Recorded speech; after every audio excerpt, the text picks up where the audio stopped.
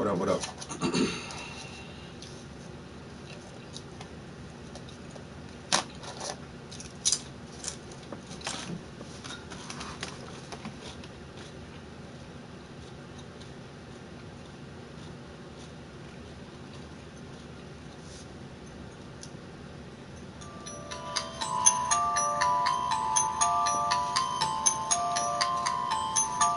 Connected to iPhone.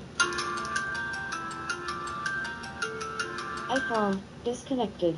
Ready to pair. Connected to iPhone.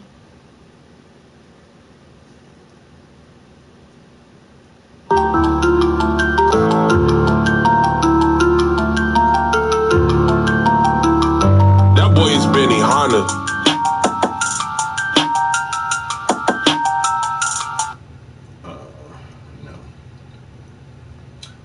No. No.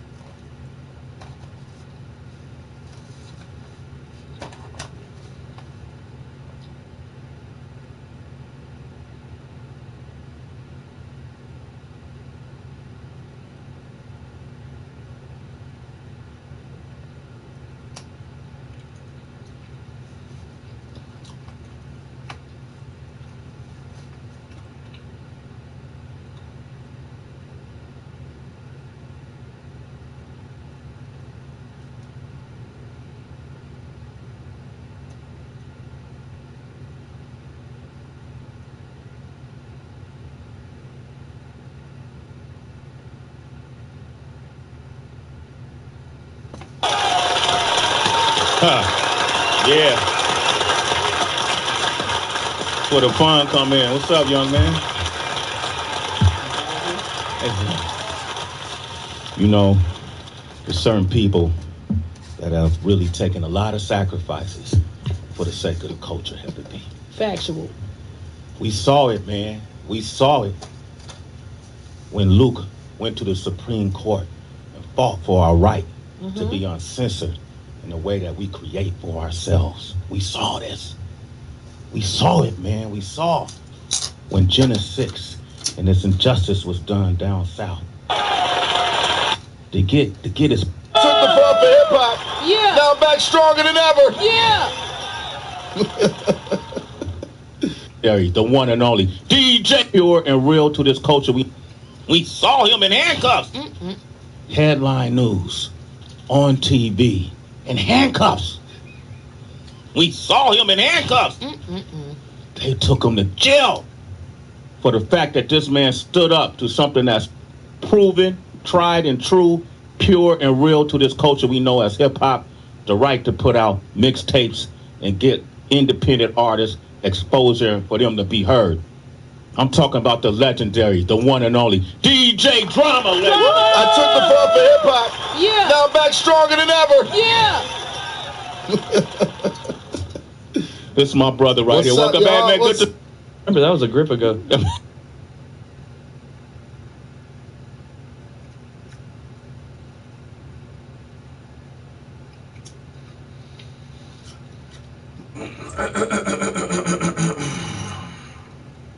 But then there are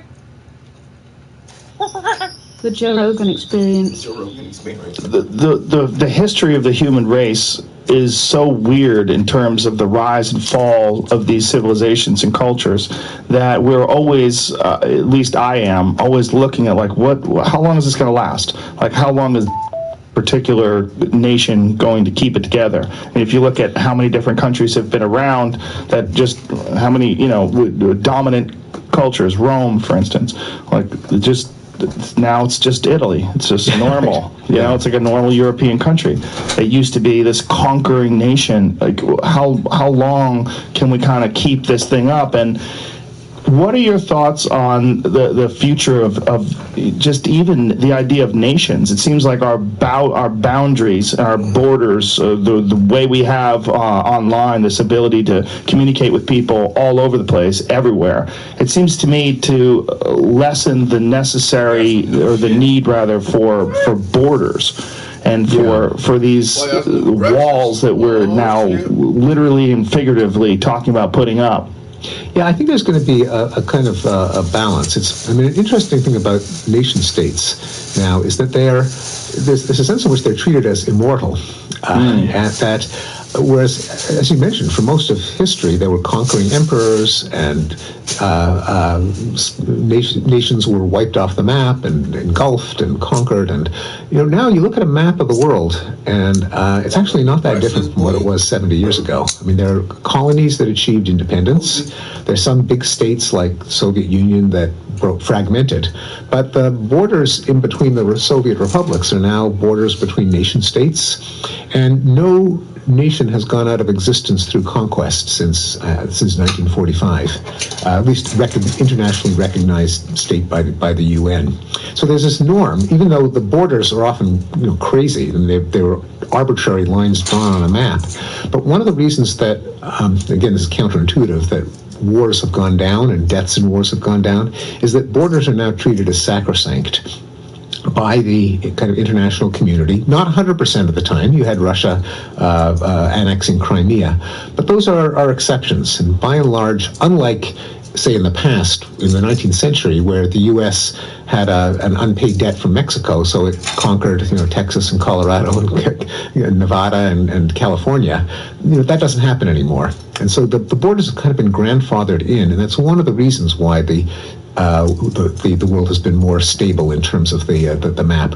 On the other hand, as you mentioned, there's another sense in which we have this global community that transcends borders. We have things like the European Union. We have the United Nations. We have trade agreements like NAFTA, which try to get simultaneously the grandfathered borders, but this extra layer of cooperation that transcends the borders. And we need them more and more, despite the fact that our current president is pushing back against the global community. But because there are problems that are global, migration, terrorism, climate, pollution, rogue states, and the fact that This motherfucker is a gatekeeper. I can't believe Joe Rogan is sitting down with a fucking gatekeeper. Yeah, they come up with all these falsified events to make the entire globe have to worry about these problems because this is a global issue. These are global issues, and as a global community, we should all be scared and worried. And he lists all of them. You fucking bigot, fucking lying ass prick, bitch. Of cooperation that transcends the borders. And we need them more and more.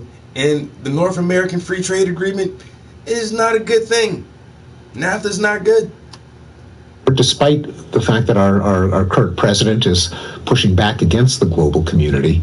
But because there are problems that are global, that migration, terrorism, climate. Migration is not a global problem.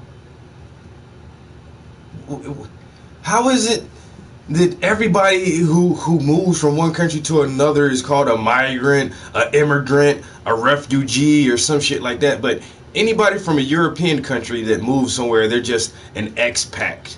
You know what I'm saying? Or, you know, now they just call themselves Canadian or American because they're European, so they're not really migrants or foreigners anymore. And it's weird. So that's a lie. Migration is not a problem. Terrorism is definitely not a global problem. He said this is a global problem. Terrorism is not a global problem. The fact that our current president is pushing back against the global community. But because there are problems that are global, that migration, terrorism, climate, pollution, rogue state. Migration, terrorism, not global problems. Climate, that's not a global problem. That's some more fucking pseudoscience that they want you to believe. Oh, we're wrecking the planet. Global warming, it's a problem for everyone. No, it's not. Rogue states? Rogue states like what? Like Iran or fucking North Korea? That's who you're scared of? Like, you think that's a global problem, right? This dude is fucking ridiculous in his argument just now. All right, this is the last time. Our current president is pushing back against the global community.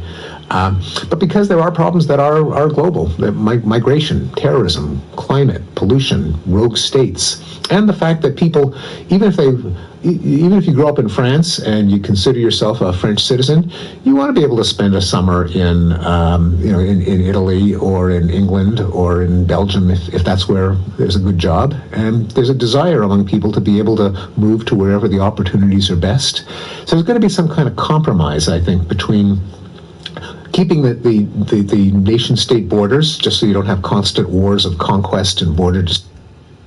And every state that he just named is a European state. And if you want to go from this European state to this European state, it's okay. You want to spend a summer in Italy or so. But if you're from Barbados, or if you're from Dominican Republic, or if you're from Jamaica or Swaziland or South Africa, don't fucking come to our country thinking you're gonna spend the summer here and then find a good ass job and then just gonna fucking move here. I don't know who the fuck this dude is. Joe Rogan, but you gotta listen to Joe Rogan, Steven Pinker, mass shootings. I gotta listen to that one next. Because this is the same guy. It obviously comes from the same conversation because he's wearing the same shirt and everything. So after this one is the end of third world countries. Third world countries could have been ended. The only reason there are third world countries, are so-called third world countries, is because the elitist groups don't see any valuable resources in those areas. And if there are valuable resources in those areas, they go in, take out all the value, and then still keep the natives impoverished. So you think it's a third world country, but it could, if the people were benefiting from off their own natural resources, it would be a thriving, emerging economy. But no, because we have bankers and corporations who have been dominating the lands of brown and black people for well over 2 centuries.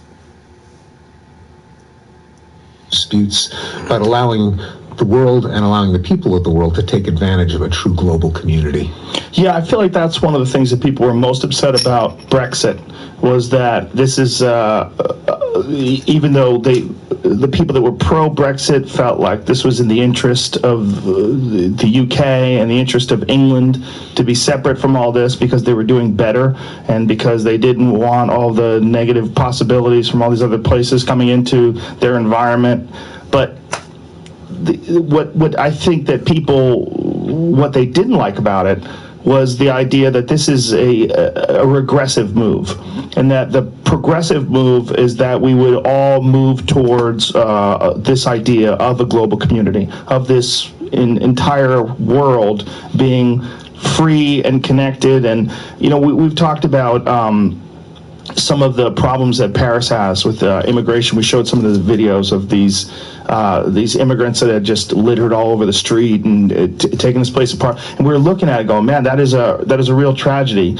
But I got to text a message real quick. I just thought of something that I need, and if I don't make a reminder, I'm definitely going to forget about it.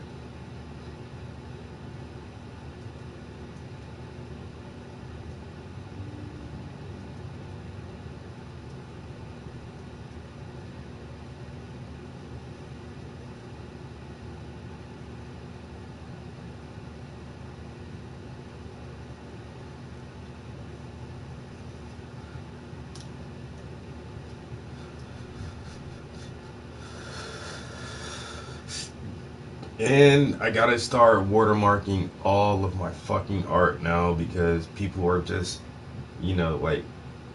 screenshotting my art and using it for their own shit. So there's a couple of things I need to handle about that. what it represents is a bunch of people that really don't have anything. Like, the real tragedy is that these people live like this. And the real tragedy is not that they've done it to Paris. The real tragedy is that these people exist at all, and that they moved to Paris looking for a better life, and now they're stuck in the situation where there's not a lot of sanitation, and the garbage is all over the place, they're littering everywhere, and it's...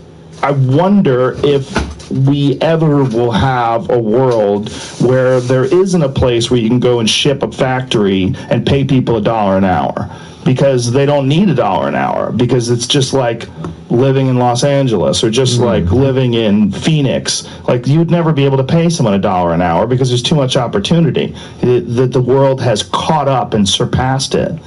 Yeah, I mean, there are a number of really complicated issues. That mobility is in general a good thing, and countries do well when they welcome in immigrants, but not in the short term. Yeah, not too many too fast. Yeah, faster than they can be assimilated and integrated into the new country. So just opening the doors probably is not a good idea. No country really does that, but building the wall is a terrible idea too. And of course, the best way to prevent massive amounts of migration is to make life better in the countries of origin. Right. That is happening slowly and unevenly, but it's been noted that even in the United States and Mexico, more people are going, or the same number of people are doing the reverse migration from the U.S. back to Mexico now that the economy of Mexico is so much better than the last 25 years. Okay, yeah. Yeah, my parents live in Mexico. Okay, there you go. Yeah. And there is hard to detect, but there is a huge improvement in the standard of living in what used to be called the third world, the developing world, where they look at the cutoff for extreme poverty, kind of defined somewhat arbitrarily as $1.90 per person per day, kind of the bare minimum to feed your family. It's down now from 50% a few decades ago to 10% now, and the United Nations has set the goal of bringing it to zero by the year 2030. And what is causing that? What's causing the change? So a lot of it is globalization. That, I mean, even though that's kind of a villain in many people's eyes, but when you have a huge global market and the introduction of factories and industrialization in China, in India, in Bangladesh, sometimes the conditions are grim, but the conditions, being a peasant in the rice paddies, was even grimmer. And when you have people integrated in the economy, selling their products on the world stage, they can get richer. And so a lot. Okay, so I definitely need a 24 by 36. I guess I'm down to one 24 by 36 right now. And yeah, this is 30 by 40. All these are 30 by 40. So 1, 2, 3, 4, 5 of those. 1, 2, 3, 4, 5, 6 36 by 48s. Oh, actually, damn. So that's 5 30 by 40s. And then I picked up 4 more. So I won't need any of these for a while. I have 9 of those. And then I still have this one that's a 48 by 48.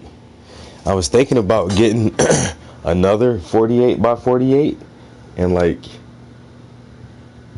making it like one fucking canvas. That'd be what? 8 and 8 is 16. 96. That'd be it'd be a 48 by 96 inch canvas. That'd be dope as fuck. Alright, wow, I didn't realize I had so many of this one size. Shit. It is what it is though. Shit. I don't really have anywhere to put it. So 20, I need 24 by 36 and I need another one of these little paper pallets. Matter of fact,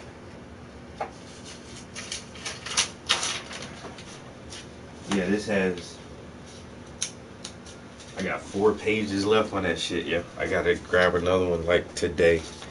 These come in handy, you know, just when you're done with it, just hold it up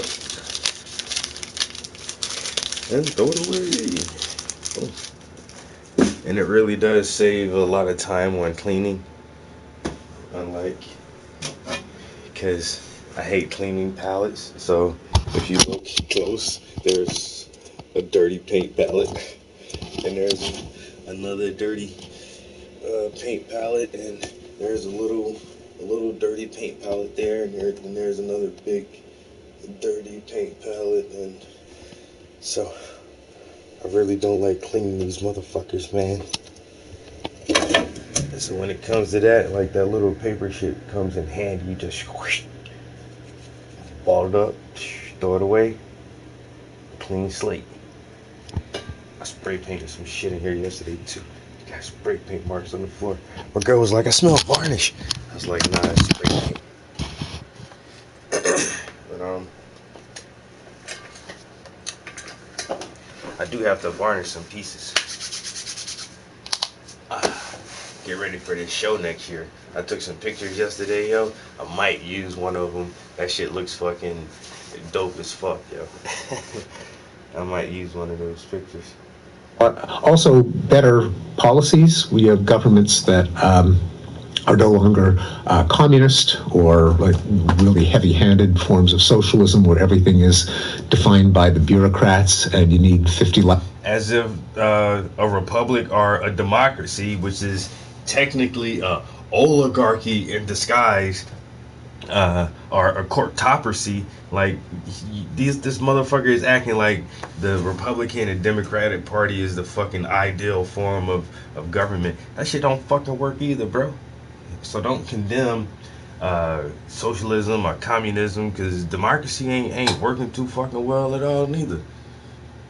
Army, what to do? Licenses to do anything, and you have a little bit more economic flexibility. That tends to make countries richer. It doesn't mean that you could do away with regulations on workplace safety and environment. And as countries get richer, they tend to be more protective of their workers and of the environment. Right. And leaders that think of their mandate as, how do I get my country to be richer? And the most dramatic case was China, where Mao had these harebrained schemes of huge collective farms and people smelting iron in their backyards and anything. They're not really sanctioning deaths, I don't think. It's just that they're not. They're like not prosecuting people or convicting people. It's weird. It's some weird shit, man. I don't know. Like, once again, I am born and raised in America. I have only ever lived in America, and sadly to say, I've never visited another country. So, I don't know. Human rights are human rights. I understand that, and that's the way it is. But anytime there has ever been real change, it has never come through legislation or voting or anything like that. Real change comes through fucking war and bloodshed, and that's how you change shit. And that's the bottom line. The motherfuckers over there, they want real change, and they gonna fucking kill for this shit. And I can understand, I know history, and so now, and this is the fear of the European, because they have conquered the entire world. The white man has conquered everything, and he has stomped down everyone else so sufficiently that he feels like, I'm the king of the throne. But there is always that nagging, that nagging at the subconscious of the white man that, what if this shit happens to us? What if the rest of the world treats us the way that we've treated them? And it's kind of like, and that's kind of like what's happening. It's not potential for racism. It is the striving to be equal. Take it back to little kids. I don't give a fuck, man. If somebody keeps bullying you and bullying you and bullying you and bullying you, one day you're gonna fucking fight the fuck back. And it's like this for centuries. Like, the European has bullied everybody for centuries, and I don't ever feel sorry when any people of color retaliate against a white nation. I just don't, because for one, the most heinous act ever committed, the most heinous atrocity, the native Tasmanian people, they are extinct.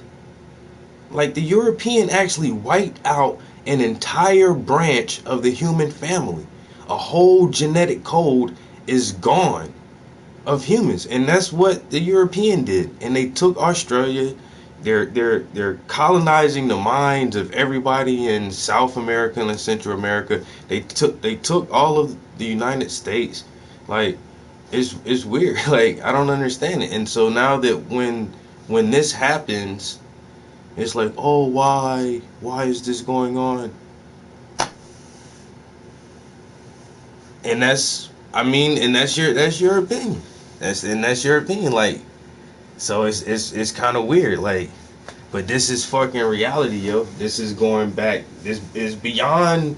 It's beyond politics and legislation and what's right according to, once again, European laws, European standards. Why? Because we've come in here and we've colonized these people, and we have the land and we have the corporations, and things should go the way we say it should go, because we have settled the foundation of economy and everything. Like, fuck all that shit, you know what I'm saying? It's like, okay, so what?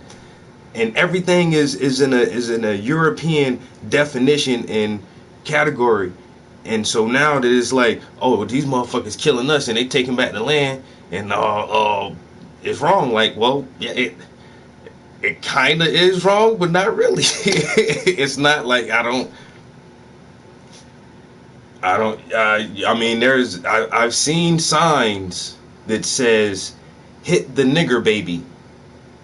You know, where they would go to a carnival and get little black babies and you throw rocks and shit at the nigger babies. The word picnic is short for pick a nigger. Because on Fridays they would have slave auctions and the families would come out and eat lunch and they would pick new niggers. So when Baller Baby and all this other stuff, I mean, it's weird. Like when people of color act like European people, then it's like, holy shit, what's going on? I don't know. But when white people do it, it's just like, he's white, you know, just let it go, let it slide, because he's white.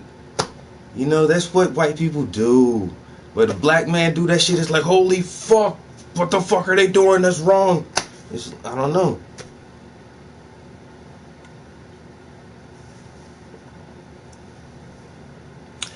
And I don't think it's racism. Once again, to me, technically, it's not racism. It's a people who are fighting for equality, fighting for power. It's a people who have been invaded and conquered for centuries. And they say, well, we want our shit back.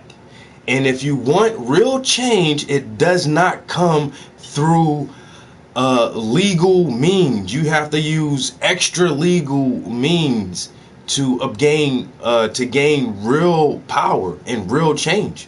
It just is. That's the way it is. There's, once again, like, how do you think the European settled and colonized the world? They just didn't come and say, hey guys, look, man, can we get some land, just a little piece of land, and I just want to, you know, grow some rice and some grains and shit. That shit ain't go like that. It was by war. You know what I'm saying? Motherfuckers took that shit. So now that somebody want to take their shit back, it's wrong. Well, I don't see how it's wrong.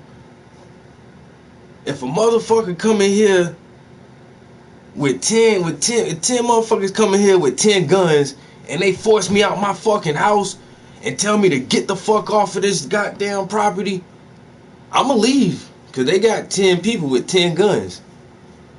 I'ma get the fuck off the land, you know what I'm saying? But I'ma go get 20 of my homies, and we all gonna have 2 guns apiece. So you gonna have 40. It's gonna have to be 20 motherfuckers with 40 guns, and we gonna come back, and I'm gonna get this shit back.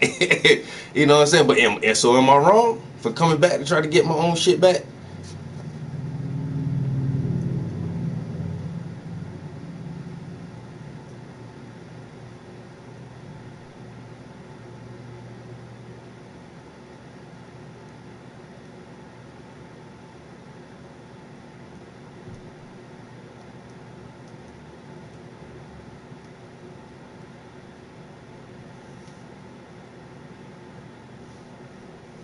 So a native cabal, what? But I don't know. This is the same thing that America does. Look, America. So you want to make it equal by hurting people. So first of all, 9/11 was a false flag attack. So that shit was all bullshit. It wasn't a real terrorist attack. But let's go on the official story of 9/11. So some extreme Islam terrorists kill a lot of people in America, right? And so America's answer for death is, we're gonna bomb the shit out of you and kill more of your people. I'm gonna kill you to show you that killing is wrong. That's the whole thing. That's how it works all the time. But then when someone else uses European tactics, it's like, oh, you can't do that. Killing people to show that violence is not right is not the right way to do it. And once again, it's like, that's how the system is constructed. It is that way.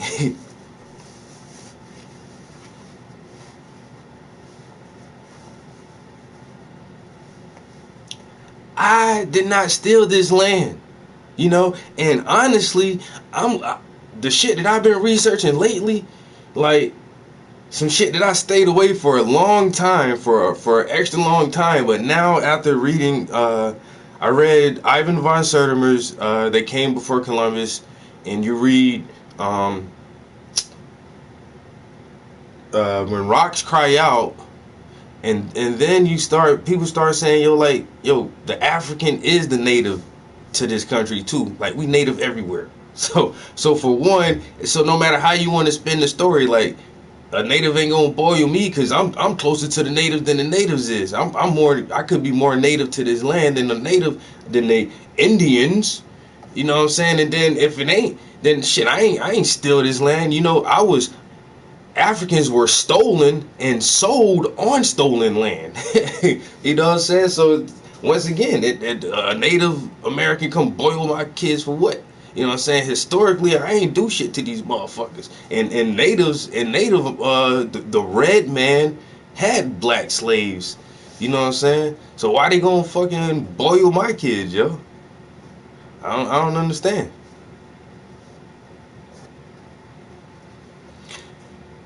$70,000-year-old bones, European bones in Florida. Yeah, and the cheddar man is black in fucking Europe, 200,000 years ago. So what? So what? It don't matter.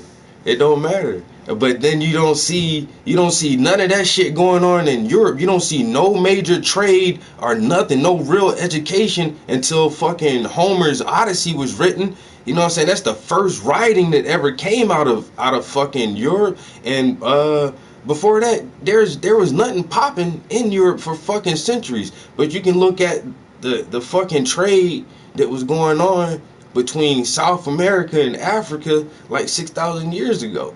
You know what I'm saying? So we were already everywhere. And it's just like after the Ice Age really ended and the European came down out the ice, it just fucking stole knowledge from here, stole knowledge from there, and just kept building this fucking war machine, conquering motherfuckers, learning how to make better steel weapons. And then once they got their hands on gunpowder, it was over. They learned road building and shit for the goddamn Romans. You know what I'm saying? They got the gunpowder from the goddamn they got riding horseback and gunpowder from the Asians. And it was a wrap after that shit. We know how to. Then they made that gun, and then it was over. You know what I'm saying? Once the European made the fucking gun, he conquered the whole world with that shit. And now that people want some of their shit back, it's like, oh, but they're killing innocent people. Yeah, you know what I'm saying?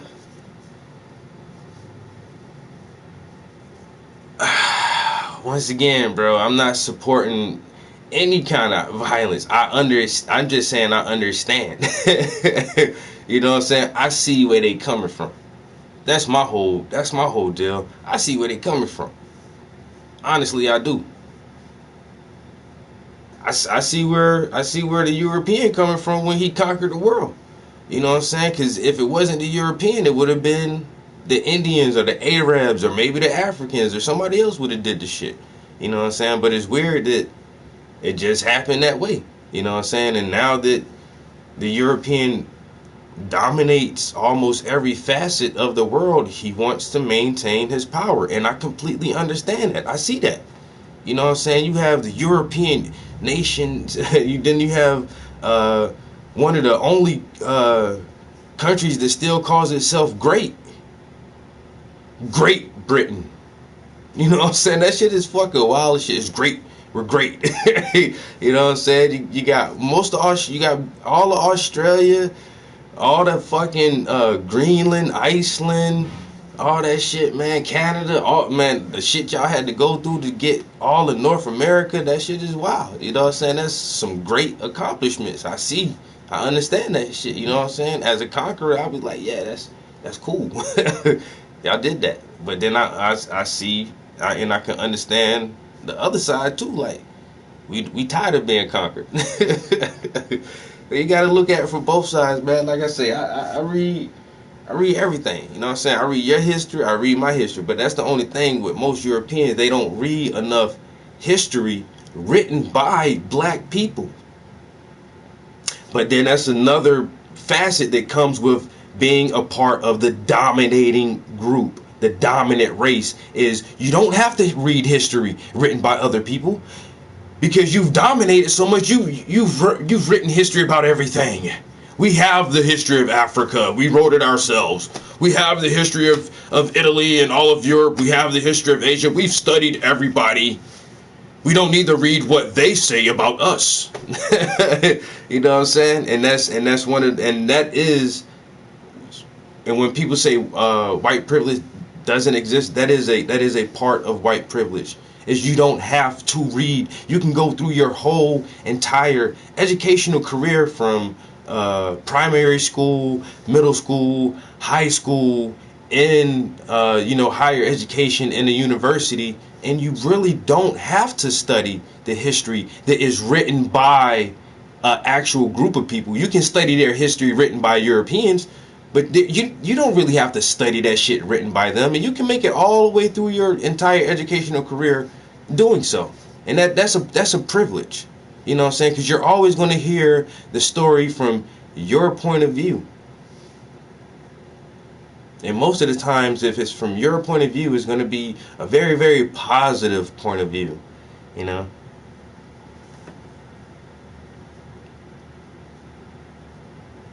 And it is terrible. The same way that, the colonization of the world was terrible. It was a great achievement. It was a terrific achievement, but it was a terrible achievement. And that's why I speak English. I'm not even in England. I'm not an Englishman, and I speak English. You see, you understand what they have done to the world. I don't know another language. Think that, and people don't think that shit is deep. That shit is fucking deep as shit, bro. You go to Africa and there are Africans who speak French. Why are they speaking French? Because they were colonized by the French. We shall take your language from you. You will speak the way we speak. You will only understand concepts and terms and definition of our language. Where maybe if in your own native tongue, you would have a concept that cannot exactly be conveyed or translated into another tongue. But you won't have that ability. You won't be able to do that because you're not allowed to speak your own language. That shit is deep, dog. So when people try to take back what's theirs, what they feel is rightfully theirs, I understand that. You know what I'm saying? Am I condoning the violence and death and murder and rape and pillage? No. No, but it may be necessary is all I'm saying.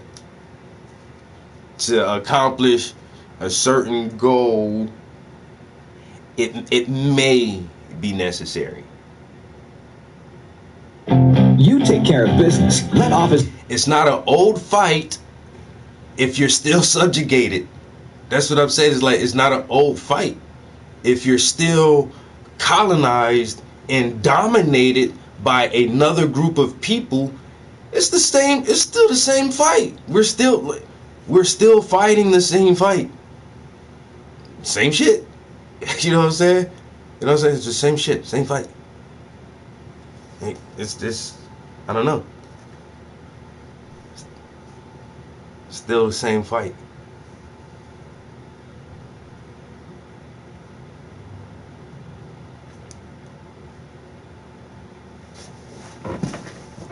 And that is very true, because the whites have this death machine, and that's how they maintain their power. But in order to help bring down the system of apartheid, we got help from Cuba, and Cuba sent some of their motherfucking soldiers in there to help the fucking Africans fight against the whites. But see now all those real fucking those rebels and shit and motherfuckers dead and gone now. You know what I'm saying? So that's the whole thing is that a lot of my teachers speak of is in order to secure African people's destiny into the future, they have to make a death machine. We have to be able to create murder on the same levels that Europeans are. You know what I'm saying? We have to, buy tanks, buy a couple of tanks, reverse engineer them shits, and make our own fucking tanks. And start our own nuclear program and shit like that. And start our own Star Wars program and shit like that. Because one day it may have to come to that point. You know what I'm saying? But yeah, definitely right now, it'll be crazy. But then would that be bad? No, because it's white people, and we're stopping down the savage black man. He killed a few hundred whites, and we had to go bomb their nations. And everybody be like, yay, let's move some more white people in.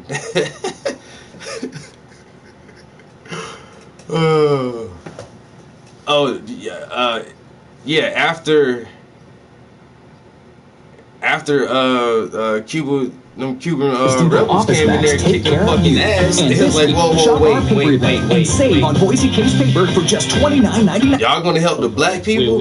Okay, look. We might change some things. We kind of selected that topic because we're gonna that's change some things. The burning issue now, and it's the really leadership. That's what I'm saying. The leadership is still white. It doesn't really matter. Like even when Nelson Mandela was president, like that shit ain't changed. Out, and we had just got them in. And I don't even recall, they're so fresh, the names of the two of them, but there's 2 new books. Oh, it never Black on Black Violence and the well. Psychological Development of Black Child. And I understand that he killed a white person. Like you're working on another piece that the sister was telling me the other day that another book is on the way what I'm saying? out. They burnt down the entire that's good. Fucking Black Wall Street, yo. The entire Black Wall Street. It's because a white lady said a black man bumped into her. He bumped into a white woman, burn him down! Yay! They killed Emmett Till because they said Emmett Till whistled at a woman. He did what? Murder this little boy! 14, beat him to a pulp. And then threw his body in the fucking river. Yay! Castration! He did what to a white lady? Oh my god! Cut his dick off! I'm gonna take a picture and send it for a postcard. Yay! But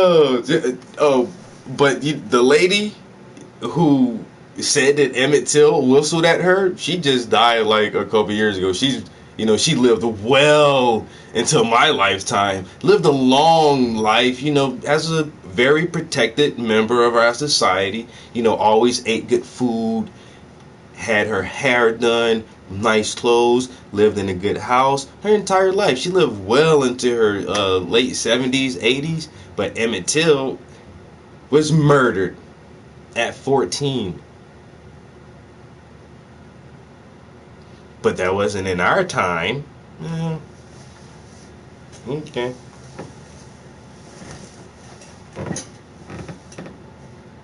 No, the guilty aren't dead.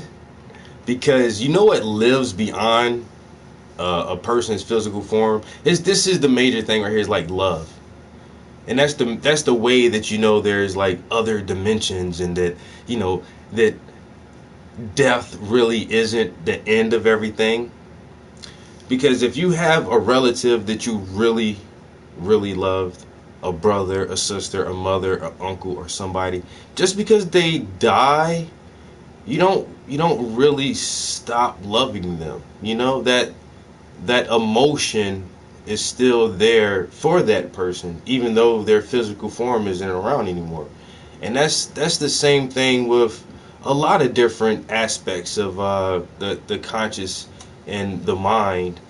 So these teachings from these evil people are still around, and it gets taught generation after generation where, you know, just last year you had some dude ram his car into a crowd of protesters and killed a young white lady. You know? And the shit still goes on. And so those people they're not dead and gone. Their hate and their spitefulness and their evilness is still, you know, being bred generation after generation after generation, and it's still the same fight. And so when people push back against this shit and say, no, we're not going to continue to take this for another 100 years, and it's like, what? You better let us do this to you. You didn't vote your way out of that. Bitch, I didn't vote my way into this either. I didn't vote to be a slave. I didn't vote to be oppressed. I didn't vote to have all these corporations and come take the gold and the diamonds out of our land. We ain't vote for that. But we got to vote our way out of it. Voting ain't going to work. Oh, damn. Voting ain't going to work. That you're producing, you know, the works for us. But without any further delay, let's put our hands together and welcome Dr. Amos Wilson. Dr. Amos Wilson. Once again, people hear me listening to a lot of different shit, man. I'll listen to all kind of stuff. You know what I'm saying? And just because I listen to certain material, you know, different speakers, authors, lecturers, debates, interviews, things like that, I don't necessarily have to agree with that person 100% of the time to listen to them, to find that they have something valid to say or some, you know, substantial piece of information that I can learn from them. And so that's why I try to listen to, you know, very different types of people. And like, I listen to Joe Rogan a lot. And Joe Rogan, I like Joe Rogan. That's my homie. But I don't agree with Joe Rogan all the time. And a lot of his guests, I don't agree with a lot of his guests all the time. But it's like, you know, it's just Joe Rogan. He's cool as fuck. But Dr. Amos Wilson, the dude we're about to listen to, this is the only person I have agreed with 100% ever. I say that all the time. I haven't listened to a lot of his stuff in a while because I've listened to all of it like 10 times before. But like, I don't ever like disagree with this dude. Like, I don't know. Now I wish I had the chance to meet him when he was alive. He died in 96. But this dude right here was fucking awesome. Thank you. Thank you very much. It's indeed a pleasure to be invited to spend this time again here with you today. I appreciate your coming out on a holiday like this and on a day like this. And of course, I want to wish all of the fathers and parents happy Father's Day. I want to also thank you for patronizing the publications that were mentioned and I'm asking you to look forward to a number of others. The response to Black on Black violence has been very good. And I see the awakening, the natural genius of Black children has taken off very well. Those of you who are familiar with the developmental psychology of the Black child will sort of see that awakening the natural genius of Black children is a related publication. And it's not an accidental name, of course, because for those of you who read the developmental psychology of the Black child, you certainly have recognized that our children have a natural genius. Our children have a natural head. You will note in that book, which is very short, there's less psychological jargon than Black on Black. So perhaps you'll have less of it. It might help sometimes if you would read this one and go back. Even though I do encourage you to stick with Black on Black, though.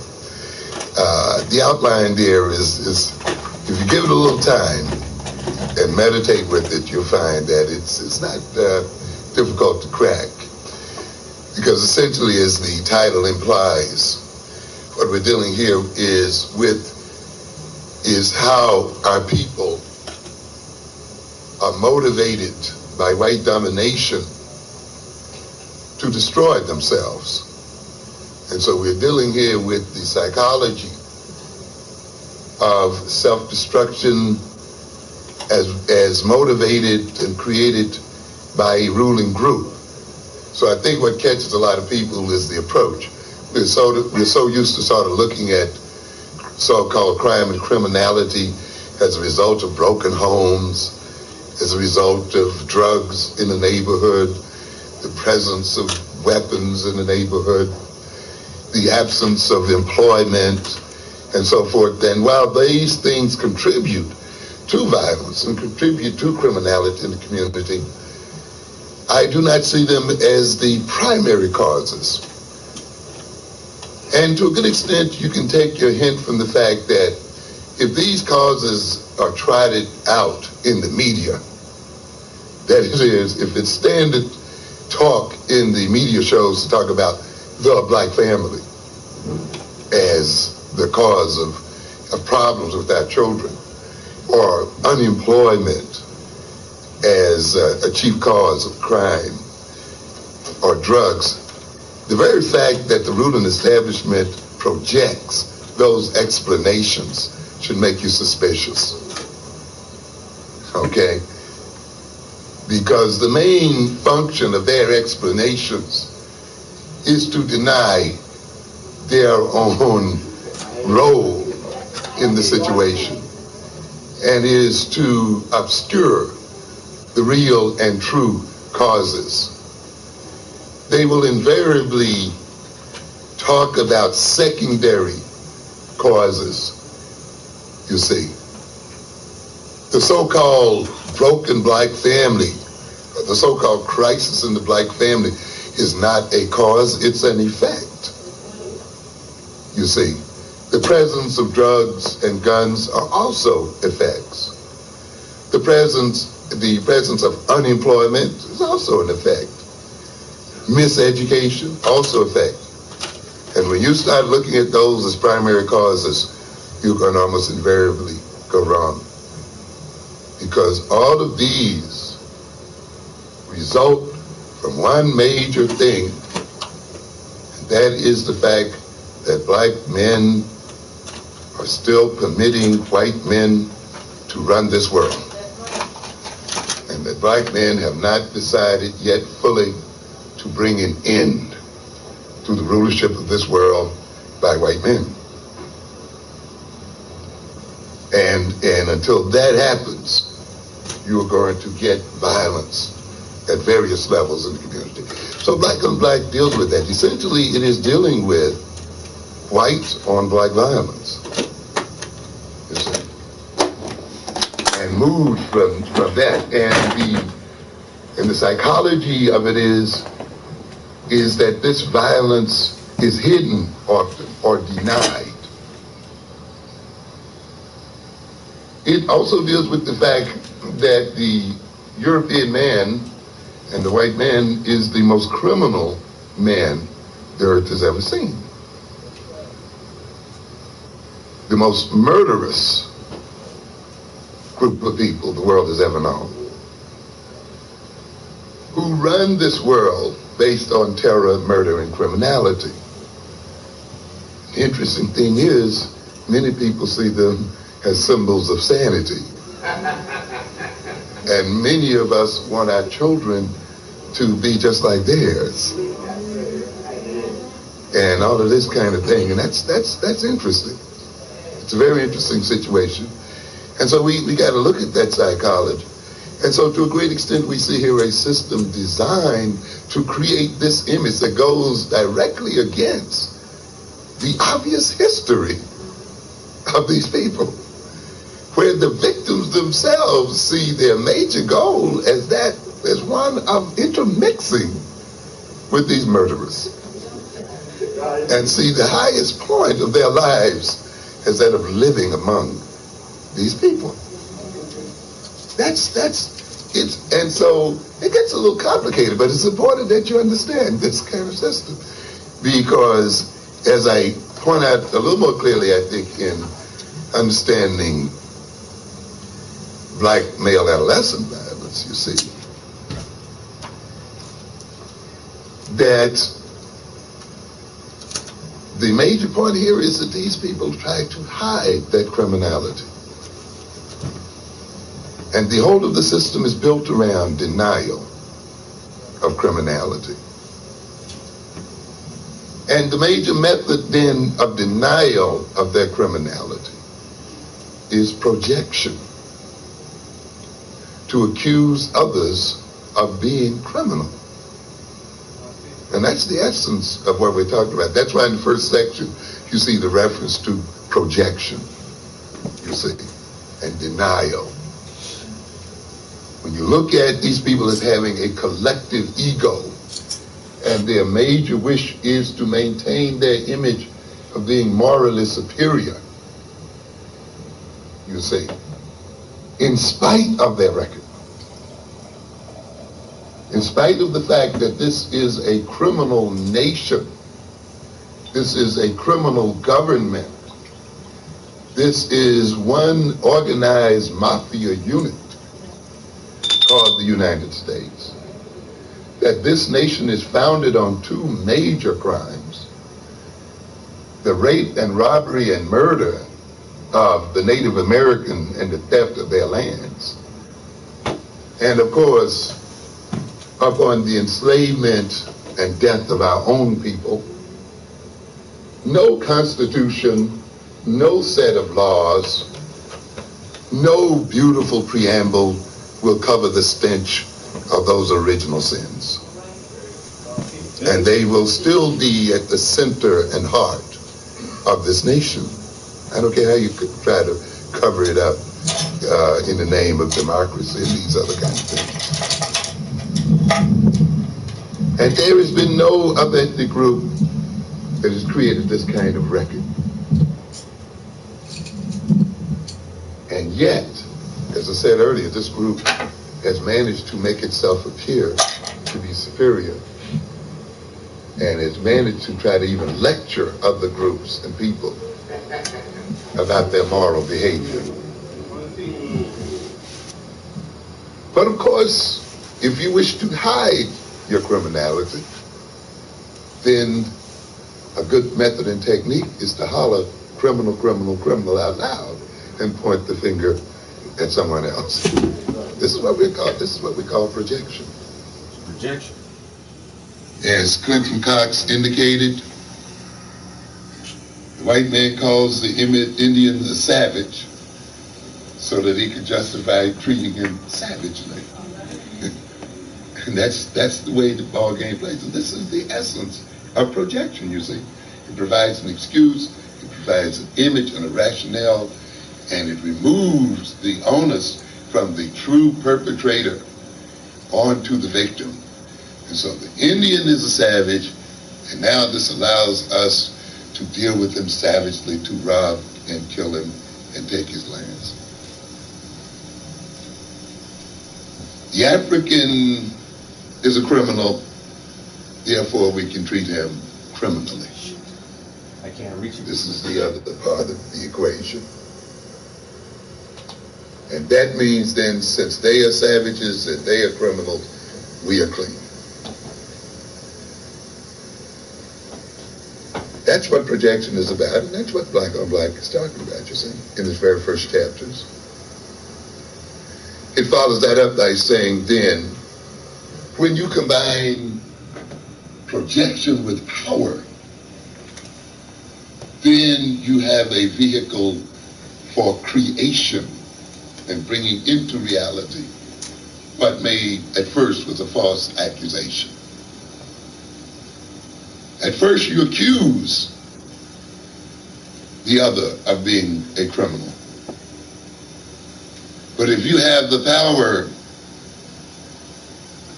to create the conditions, you see, certain conditions, if you have the power such that person reacts incorrectly to your accusation, if you have the power such that the only information they get about themselves is the information that you give them. Then projection becomes a creative process, and actual criminality begins to occur. And this is, again, what we're getting at in Black on Black, you see. The creation, the accusation, the creation of the conditions, and now a certain segment of that population comes into reality, and now you run out to the jails and the prisons and you count noses. And then you start making statistical statements.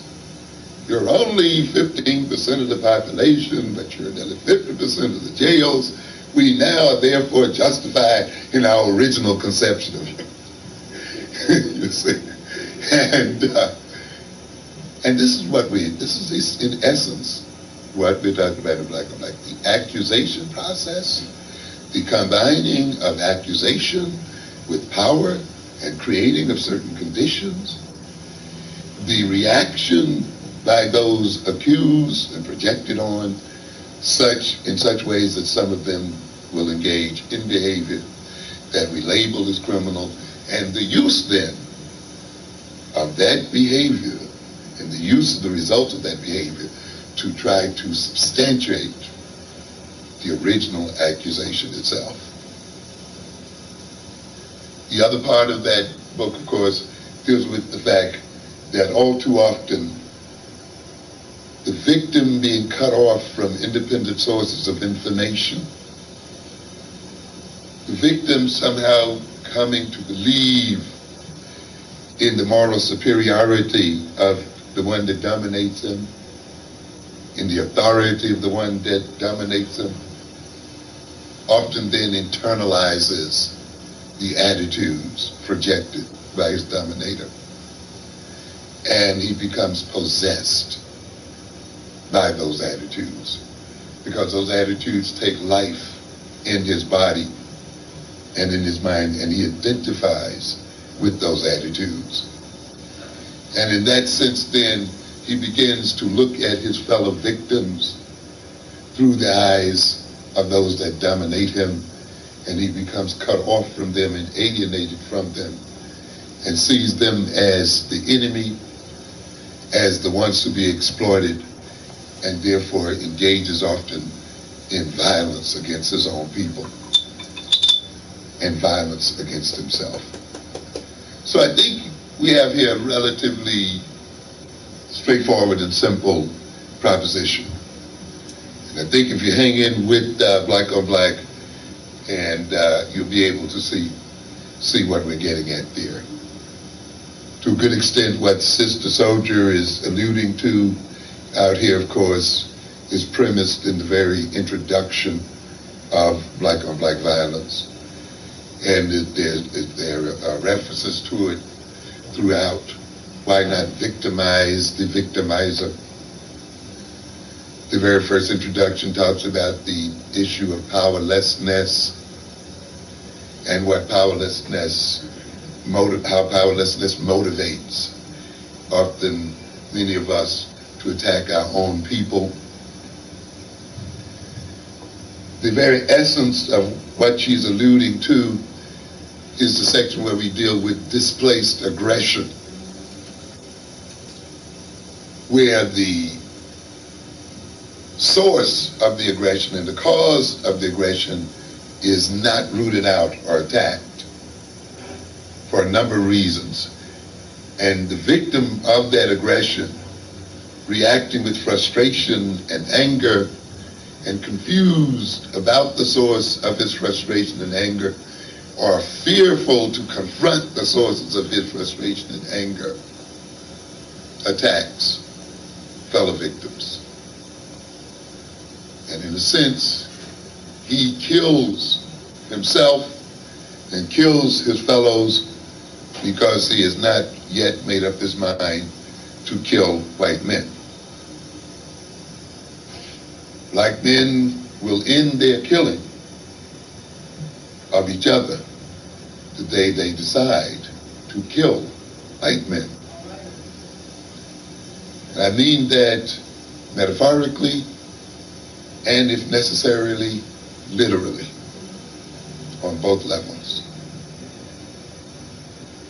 Otherwise, you will be displacing your aggression and attacking the wrong targets. And in that sense, you become an ally to your dominator. And you join with him to destroy your own. We do have some upcoming publications. I will, in the fall, we'll be doing Educating the Black Child for the Black Children, the African Children for the 21st Century. So we want you to look out for that. We are going to look at a rationale for an Afrocentric and African-centered education. We will explore it on a number of levels, not just in the sense of where a knowledge of African history and culture is missing from the curricula of this country and across the world, but look at it from the point of view of what is the ultimate purpose for an African-centered education. Where are we going with it? Recognizing the fact that the major purpose of education is not merely lifting the self-esteem of our young people and not merely getting them to read and to write better, those things. But the ultimate function of education is to protect the very biological survival of a people. And ultimately, the quality of education must be measured against its capacity to maintain a people's survival. Because learning to read and write well and learning skills and so forth is pointless if you cannot defend your very lives. If you cannot stay alive in the world.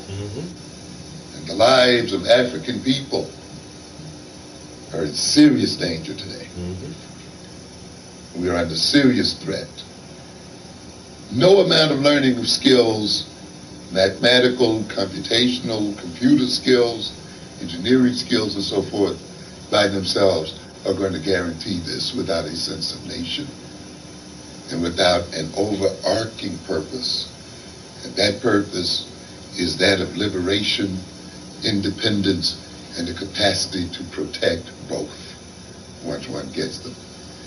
And education then begins not with what the children are missing in school and not with what they're not getting in school, but it begins with the question of what are the major problems that our people must solve as people,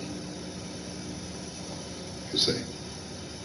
And then you follow it up with the question of what kind of people must we produce in order to solve these problems? What kind of institutions must be developed?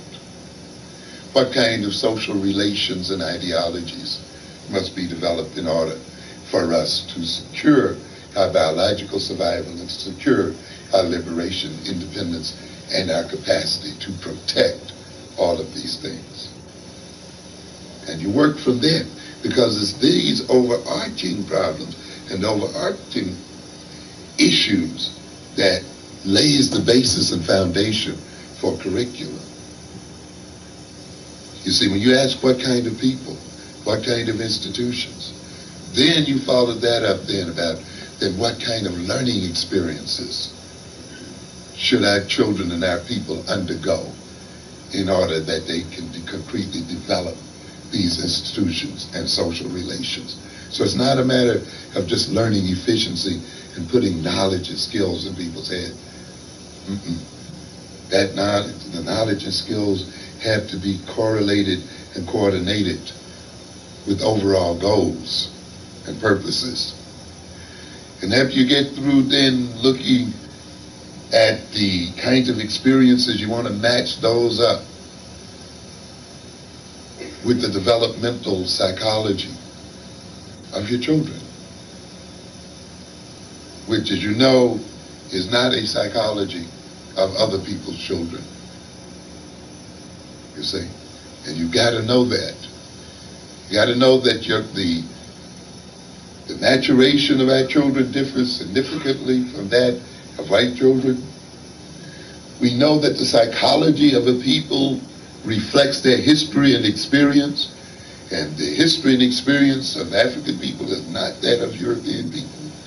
And therefore the psychology cannot be that of those people, and therefore the psychology, which is the foundation of learning and teaching, cannot be the same as that of those people. And therefore it means we have to develop a new pedagogy, an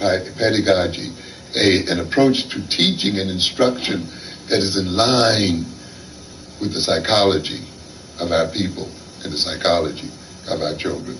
Not one that's borrowed, not one that's begged, but one that is developed, one that is organically and intrinsically related to our knowledge of ourselves and the knowledge of our history.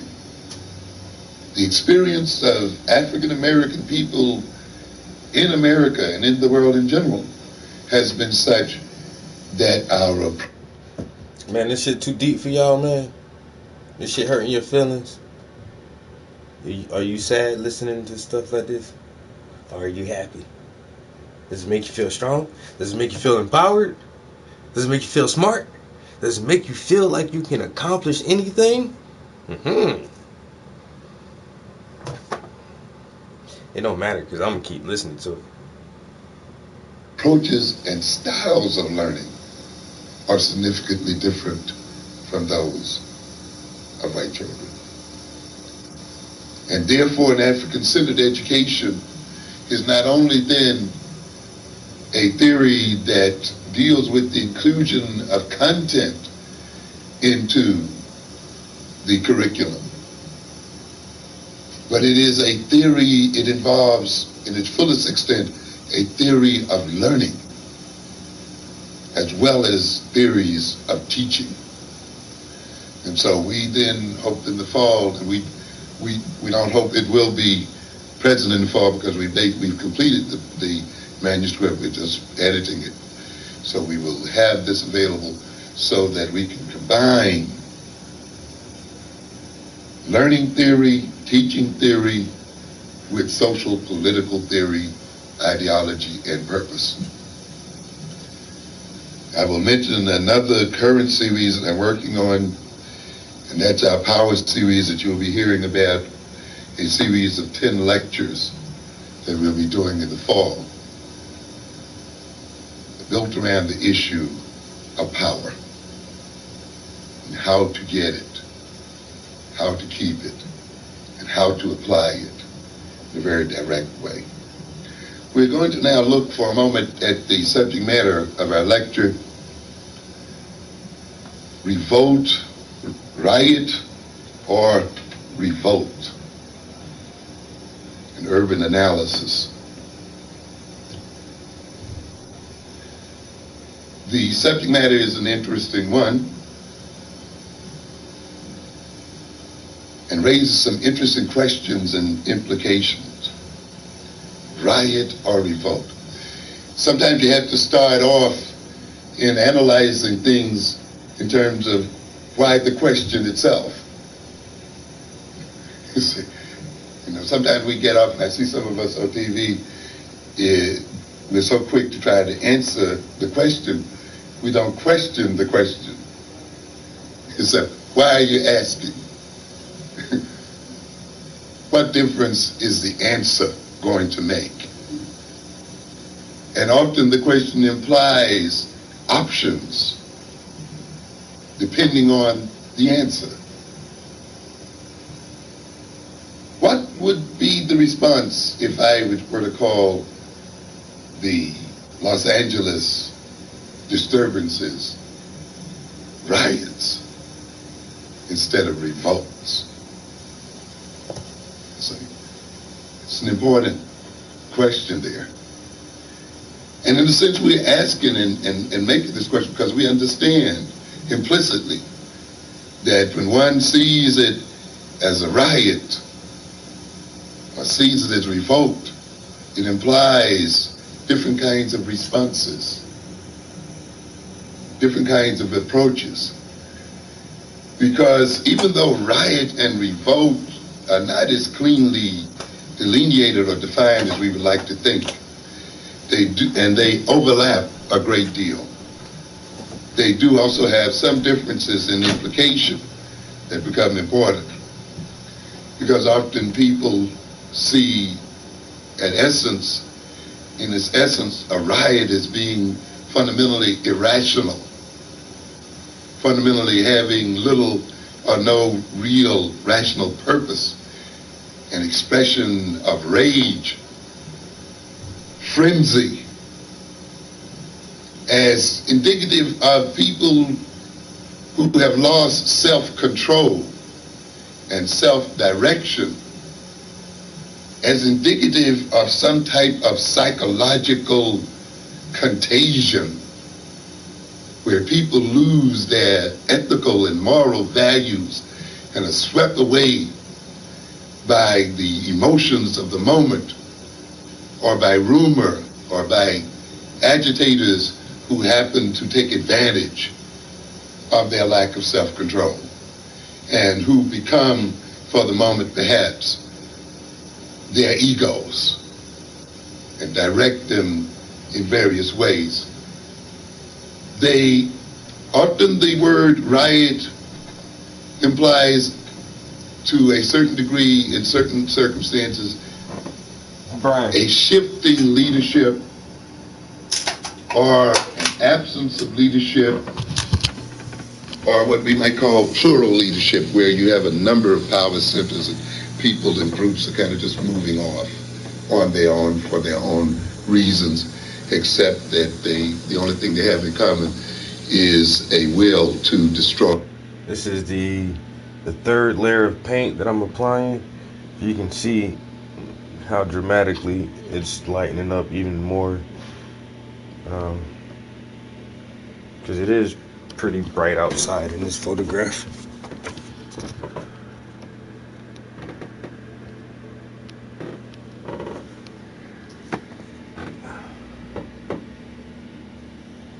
So I'm just gonna, hopefully this will be the last layer of paint. So I'm just trying to work my way through here and add those brighter tones and still try to keep some of the deep richness into the brown areas. But yeah, this piece is dope, yo. It's coming out real good so far.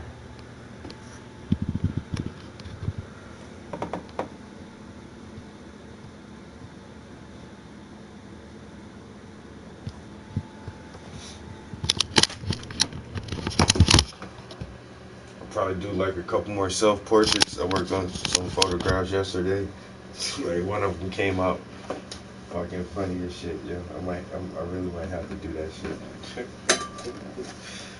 That shit was fun, you know. I'm telling you. You'll be on some pothead shit. Alright. And to be violent. Revolt, even though a riot can be a form of revolt, but revolt sort of implies a renunciation of allegiance to authority, a refusal to go along anymore, whereas one went along in the past, as a statement about the legitimacy of authority.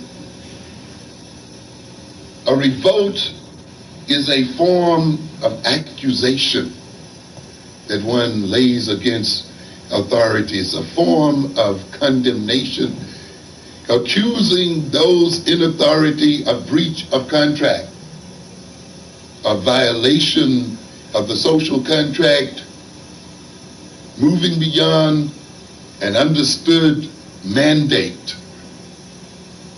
A revolt is an act of refusal. And it is not only, though, a form of negation where one refuses but also in another way, an act of affirmation by the person who's refusing, or by the people who are defying authority, who it means that they are often making a statement about themselves and about their humanity. And they're making statements about morality and about the fact that they perceive the authorities as having engaged in immoral and unwarranted behavior. So in that regard, it becomes important to distinguish between the two, even though there is a question as whether these distinctions will make much of a difference after all. Because from the point of view of those in authority, the tendency will be to call a revolt a riot. Because you see, for the authorities to admit that it's a revolt, to a degree implies that they must begin to question the legitimacy of their authority. They must begin to examine whether they have actually breached a contract. They may be forced to give those that accuse them some credibility. And they may be forced to face the possibility that the revolt is justified on a number of bases. They may be forced to recognize that those in revolt are real human beings and have humanity. And they may then have to face the fact that they truly may be wrong and immoral in what they're doing. That's asking a lot of people who are in control of society. And you can see why then they almost irresistibly will define any protest, legitimate or otherwise, in terms of riotous behavior. Because one of the things that the authorities tend to do, of course, is to defend their own collective egos, as we talked about in Black on Black Violence, you see. To justify their own behavior, to try to maintain their own sense of superiority. They defend themselves against the possibility that if they admit even a bit that they are wrong or that their behavior is immoral, that the foundations on which their domination is built may begin to crumble. So consequently then, from the authoritarian point of view, it becomes more advantageous for them to define our behavior, no matter how legitimate, no matter how much the accusation of our, no matter how much our behavior is justified by circumstances, to call that behavior riotous. Because it helps them to maintain their own self-image. And so in the light of this, a long debate in terms of riot or revolt from our point of view is probably not worth the energy.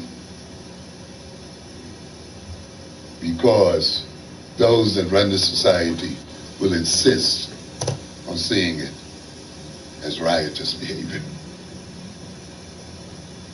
Perhaps we need to convince some of us of the fact that we are not talking about riotous behavior. But from the point of view of those that run the society, it is pointless. As long as we are sure that our behavior represents a statement about our condition and about our humanity, then that is all we need to push forward to achieve our goals. One of the other things that worries people about the disturbances in LA and other similar ones is the nature of violence. And yet we have to face the fact that violence is often what we call the handmaiden of revolutions, insurrections, revolts. And I hear some people out here now condemning violence in a wholesale manner. I'm against all forms of violence. One man Army still in here listening to this? That's not going to change the reality of it. And that violence has been with us a long time, and it's going to be with us for a while yet. And trying to deny it and make pious statements against it is not going to solve the issue and solve the problem. Ultimately, we must confront the role of violence and what it is and how and what role it plays in mankind. Violence is common to many revolutions because, after all, changes are being sought by extra legal means. Time and the normal channel of political influence are being short-circuited. We have some people here who think that we can have strong, deep, and significant political revolutions within the legal confines of society itself. There is no legal revolution. There is no legal revolt.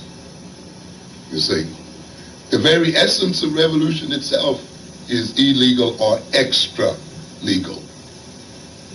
Outside of the law. And violence is a form outside of the law of political influence. And it is a means of exerting political influence.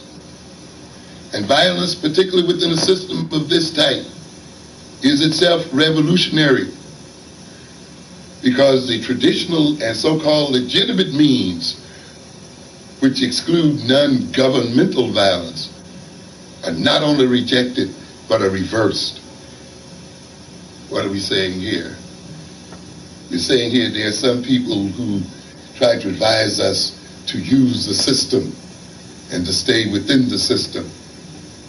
This is not a system without violence. Of course, as I indicated to you earlier, this is a system born and bred in violence.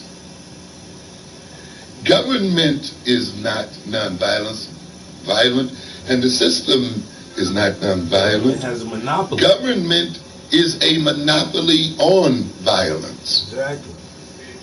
Monopoly on that shit. And to a great extent, you see, behind the rules of the system lies the iron fist of the government. And to a great extent, the essence of government is this monopoly on violence. And it wishes then to be the only party in a political conference that has violence as an instrument of enforcement. And it tells everyone else then that they should not use this instrument and should follow then the system. But of course the issue becomes, what happens if the system does not work? And what happens if the traditional rules do not work?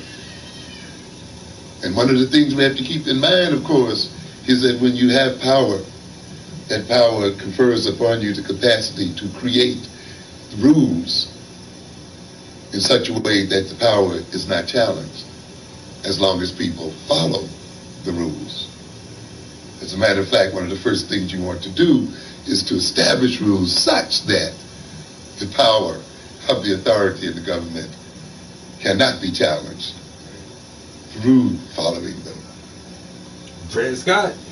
And that means then that the government can even use its own rules as instruments of terror and instruments of violence, as instruments of maintaining oppression.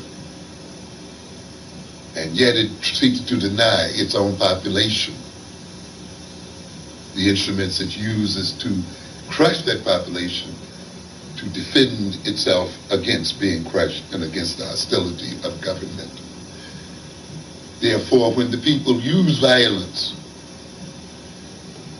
they are engaging in an act of revolt and in a revolutionary act in that they are stepping outside of the rules and confronting the government and confronting authorities with extra legal, illegal means of bringing about change and of influencing the government itself. Mob violence, though it may not be the result of deliberate thought, though it may not appear to be so, the vehicle for the promulgation of ideologically based revolutionary programs, and may be in part the momentary, seemingly trivial decision, may seem to be influenced by momentary, seemingly trivial decisions made by any number of individuals in an environment of chaos and disorganization, may nevertheless forecast revolution. So even if you call the disturbance in LA and other cities riots, does not mean that these do not, on some level, forecast revolutionary change. Of course, they may be indicative of a revolution which is already occurring. Or finally, they may indicate the need for revolution. Therefore, we have to look at them, no matter how disorderly they may appear, no matter how self-destructive they may appear, no matter how superficially irrational they may appear to be, they still can be indicators of the state of the nation and be indicators of needs in societies that must be met. As a means of exerting political influence or as a reaction to provocative political and economic circumstances, violence is a form of terror. People are horrified by so-called riotous behavior or revolts and the violence that attends them. But terror is not without purpose and not without place. As terror, it emanates an atmosphere of fear and despair.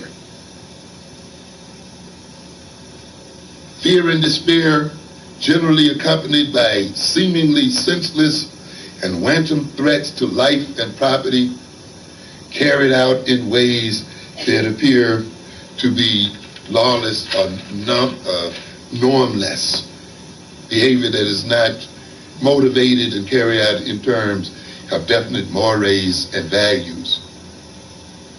However, we should be reminded where legitimated and traditionally nonviolent means of influence in government, of righting perceived and real injustices, of satisfying grievances and complaints by aggrieved parties are of no avail, or where government has failed to keep its mandates and actually has expressed hostility toward its subjects or an important segment of its subject population.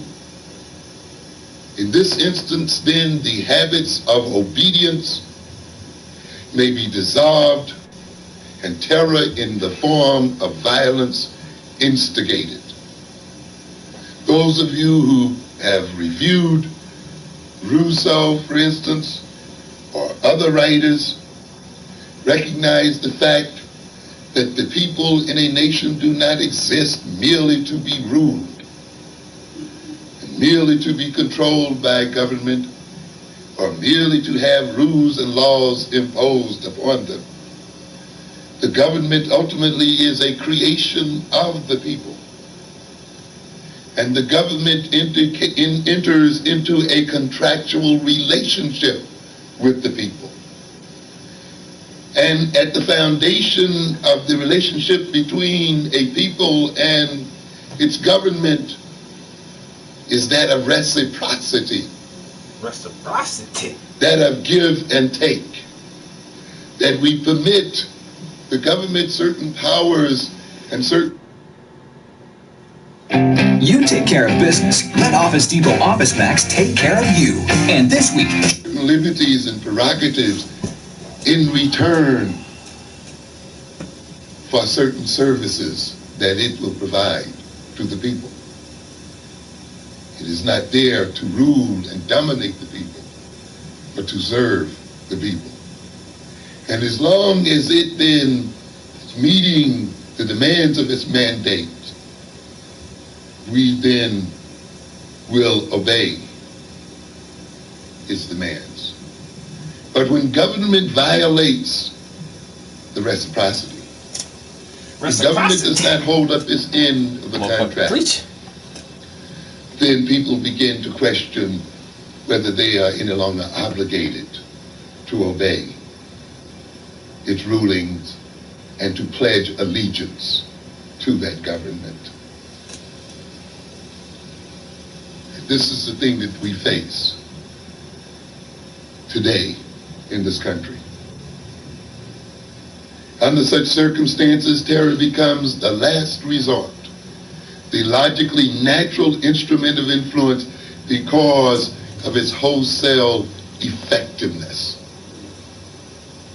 Where else can you go? What else can you do? What else can you do after going to the Supreme Court and being turned down? After marching day after day, time after time, after trying to get civil rights laws passed and other kinds of laws passed, going to the Democratic conventions, going to the Republican conventions, writing the state of Black America year after year, and rewriting the same story over and over again,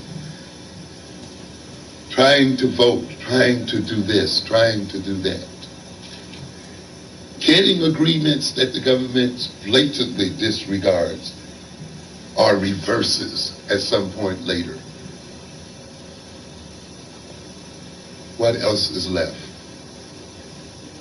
What happens when government no longer listens and no longer hears the cries and the pleas of its people? How then can you get them to hear? Nelson Mandela. This is ultimately implicitly or explicitly what a people who engage in revolt. This is the question that they ask themselves. And therefore, a revolt, even though it may not be conscious, has an unconscious rationality about it. And it is of great value. When I talk about power this fall, I will talk about the fact, as I will mention here later, that social disruption are weak people's mightiest weapon against the government. And in no way should they be dissuaded to not use it when necessary. Quoting from The Politics of Violence and Revolution in the Modern World, Leighton and Smith, terror is an atmosphere of despair. What value can such an atmosphere have, some people will ask? The answer lies for both those who agitate and those who defend in the effects that this atmosphere has on the mass and on the elite. Effects not readily attainable by ordinary means of persuasion or coercion. There are things that cannot be accomplished within the system by the rules of the system. Only by some extraordinary, extra-legal, extra-normal process can they be effectuated. The creation of an attitude of despair breaks down the resistance of those who need to be persuaded. They are to be so shocked and numbed, so weakened and demoralized, so pessimistic of hope that they become amenable to anything that promises release from tension. That's why we bring in violence in the process, because it gets results. and it gets them fast, and it creates a major impression on people. Look at that passing of the so-called $1 billion handout through the U.S. Senate the other day. And look at this certain concern with the cities of this country, a concern that was not there prior to violence. Concern that was not there, as I said earlier, with volume upon volume of the states of Black America. A concern that was not there as a result of Jesse Jackson running one campaign after another to bring those concerns before the American public and before the American government. Concerns that were not there as a result of marches and rallies and protests and all of the other acceptable and traditional approaches that we have used in the society. A president who was known for his vetoing of anything that had to do with the uplift of African people in America. Now his attention is focused for a moment. If he does not want violence to become a way of life for our getting his attention, then he should not wait to reward violence with his attention. The creation then of an atmosphere of despair speaks both to those in power and those out of power. The ultimate and the most potent political economic weapons of the poor and the weak are social disruption. No business as usual. Violent, both violent and nonviolent, and terroristic violence. Generally, the use of these weapons are utilized by the desperate, by those whose hopes and expectations have been inexplicably or shamefully dashed. Those to whom reasonable and just promises have been made but have been revoked, reneged on, or broken without apparent good reasons or for apparently malicious reasons. This is why even at the time when a group of people appear to be improving, as some would remind us, now we have this big black middle class growing. There is, things are much better than others. Other times, you are now engaging in this behavior. However, there are still promises which have remained unkept. There are still contracts being violated. And there's still the malicious movement of those in government against our people. And there are still the reversals of these so-called gains perpetrated by those in power. In such situation, the commitment to mob insurrectionary, violent, reactionary activities seem to reflect natural and inevitable responses. Terror is a weapon or social instrumentality naturally suited to the struggles of peoples and groups without effective, organized power bases. What other mean do you have? I can see these snobbish people with their power and with their influence, with their false sense of moral superiority, trying to persuade the poor and the weak not to use the only weapon they have left, violence and disruption, hiding behind pieties and religious and moral bromides. It's a good thing that the poor see through it. It's amazing that the poor and the weak wait so long to bring about change by the only means they have available to them. We cannot assume, however, that terror, revolts, and the like are always deliberately planned, deliberately instigated, or predictable events which eventuate into predictable outcomes. Many times they are apparently spontaneous, utterly without intention, and may abort or disappear without apparent reason. However, This view of seeing That's fucked up. insurrections, of seeing revolts How the fuck did as that being even fall? spontaneous, as being without intention, reflects a failure on the part of those who view them this way to distinguish between immediate precipitant causes of violence and preconditional and underlying circumstances which makes it possible for the precipitant to produce violence. Let me not put that. What are we saying here? When people discuss the issues in LA, they want to discuss them only within the context of the time that these disturbances occurred. And they only want to discuss them in terms of the images of people running around in the street and destroying property within that context.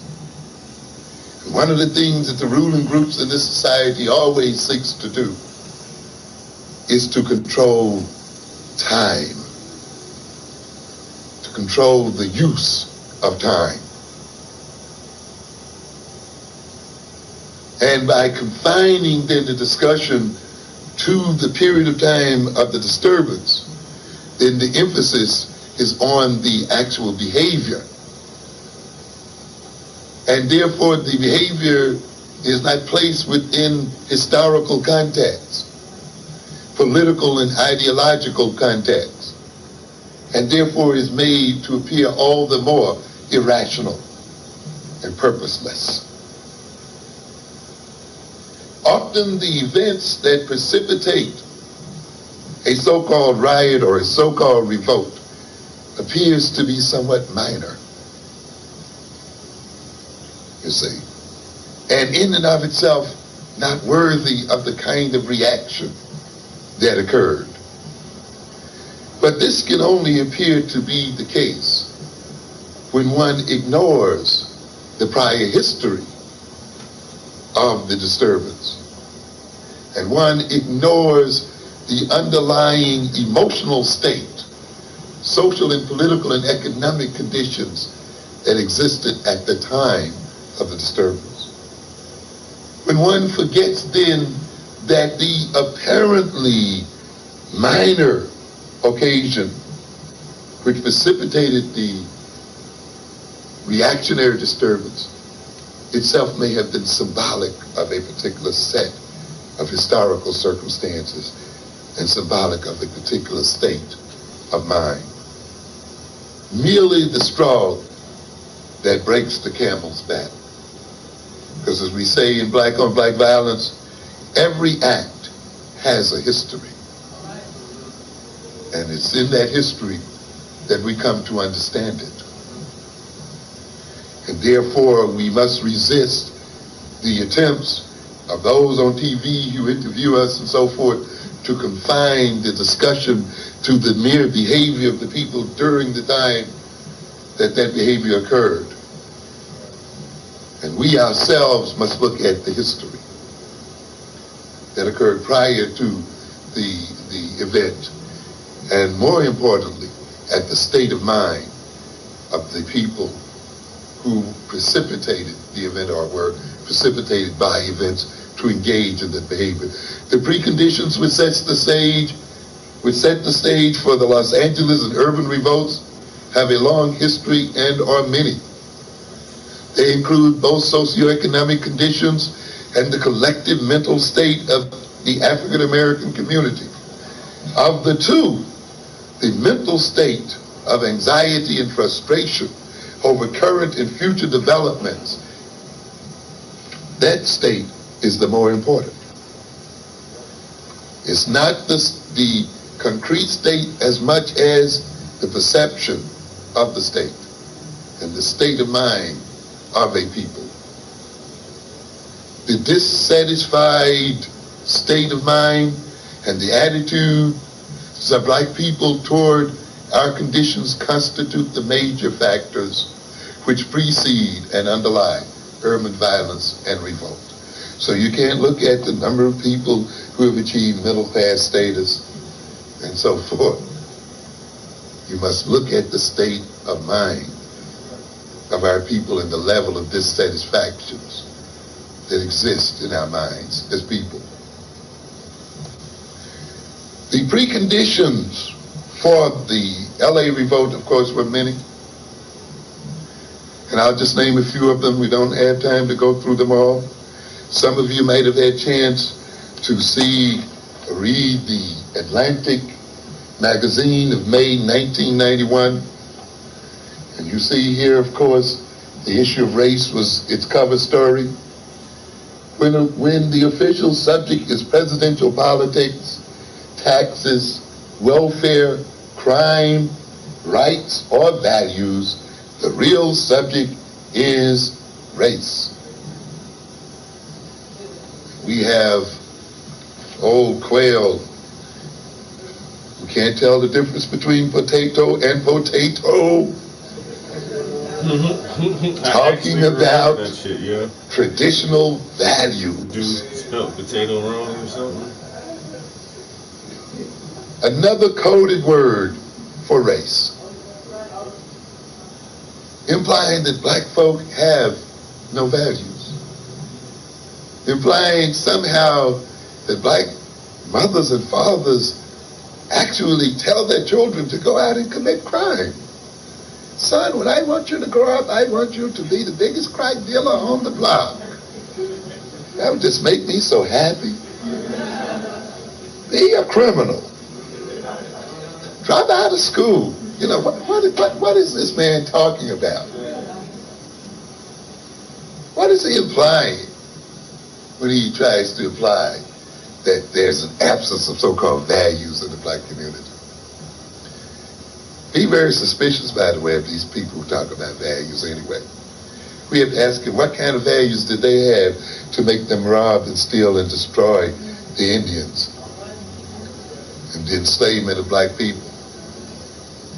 As I often said about Jimmy Swaggart when he used to talk about that old-time religion, he used to march across that stage with that Bible pumping up and down. Yes, talking about the religion of his great-grandpas and how he wanted that religion brought back. Of course, I have to remind my people, you really don't want that religion brought back. Because at the time they had that religion, they were hanging and lynching black people and enslaving black people. So I definitely don't want that old-time religion. And I'm a little weary about those traditional values he's talking about too. Because those are apparently the values that underlie the racism of this nation and that rationalizes white supremacy and that somehow lays the ideological foundations for the mistreatment of African people in America. I am not concerned then about the restoration of their so-called traditional values, but the creation of new values. In this book and in this magazine by Thomas Byrne Edsall and Mary Edsall, they start out the article by stating, race is no longer a straightforward, morally unambiguous force in American politics. Instead, considerations of race are now deeply embedded in the strategy and tactics of politics. In competing concepts of the function and responsibility of government, and in every voter's conceptual structure of moral and partisan identity. So we're at the very center and heart of how America defines itself. Race helps define the liberal and conservative ideologies, shapes the presidential coalitions of the Democratic and Republican parties, provides a harsh new dimension to concern over taxes and crime, drives a wedge through alliances of the working classes and the poor, and gives both momentum and vitality to the drive to establish a national majority inclined by income and demography to support policies benefiting the affluent and upper middle class. In terms of policy, Race has played a critical role in the creation of a political system that has tolerated, if not supported, the growth of the disparity between rich and poor over the past 15 years. Race-coded images and language changed the course of the 1980, 1984, and 1988 presidential elections and the 1990 elections for the governorships of California and Alabama, the U.S. Senate in North Carolina, and the post of Texas Secretary of Agriculture. The political role of race is subtle and complex, requiring listening to those whose views are deeply repellent to some and deeply resonant for others. The debate over racial policy has been skewed and distorted by a profound failure to listen. And so we see here then that blacks are the scapegoats of this society. African Americans are the means by which this society defines itself. As I say it again on black violence, you see, that the whole of the white ego and the whole of the white self-image is built on its definition of who black people and African people are. That is why it is obsessed by criminalizing African people.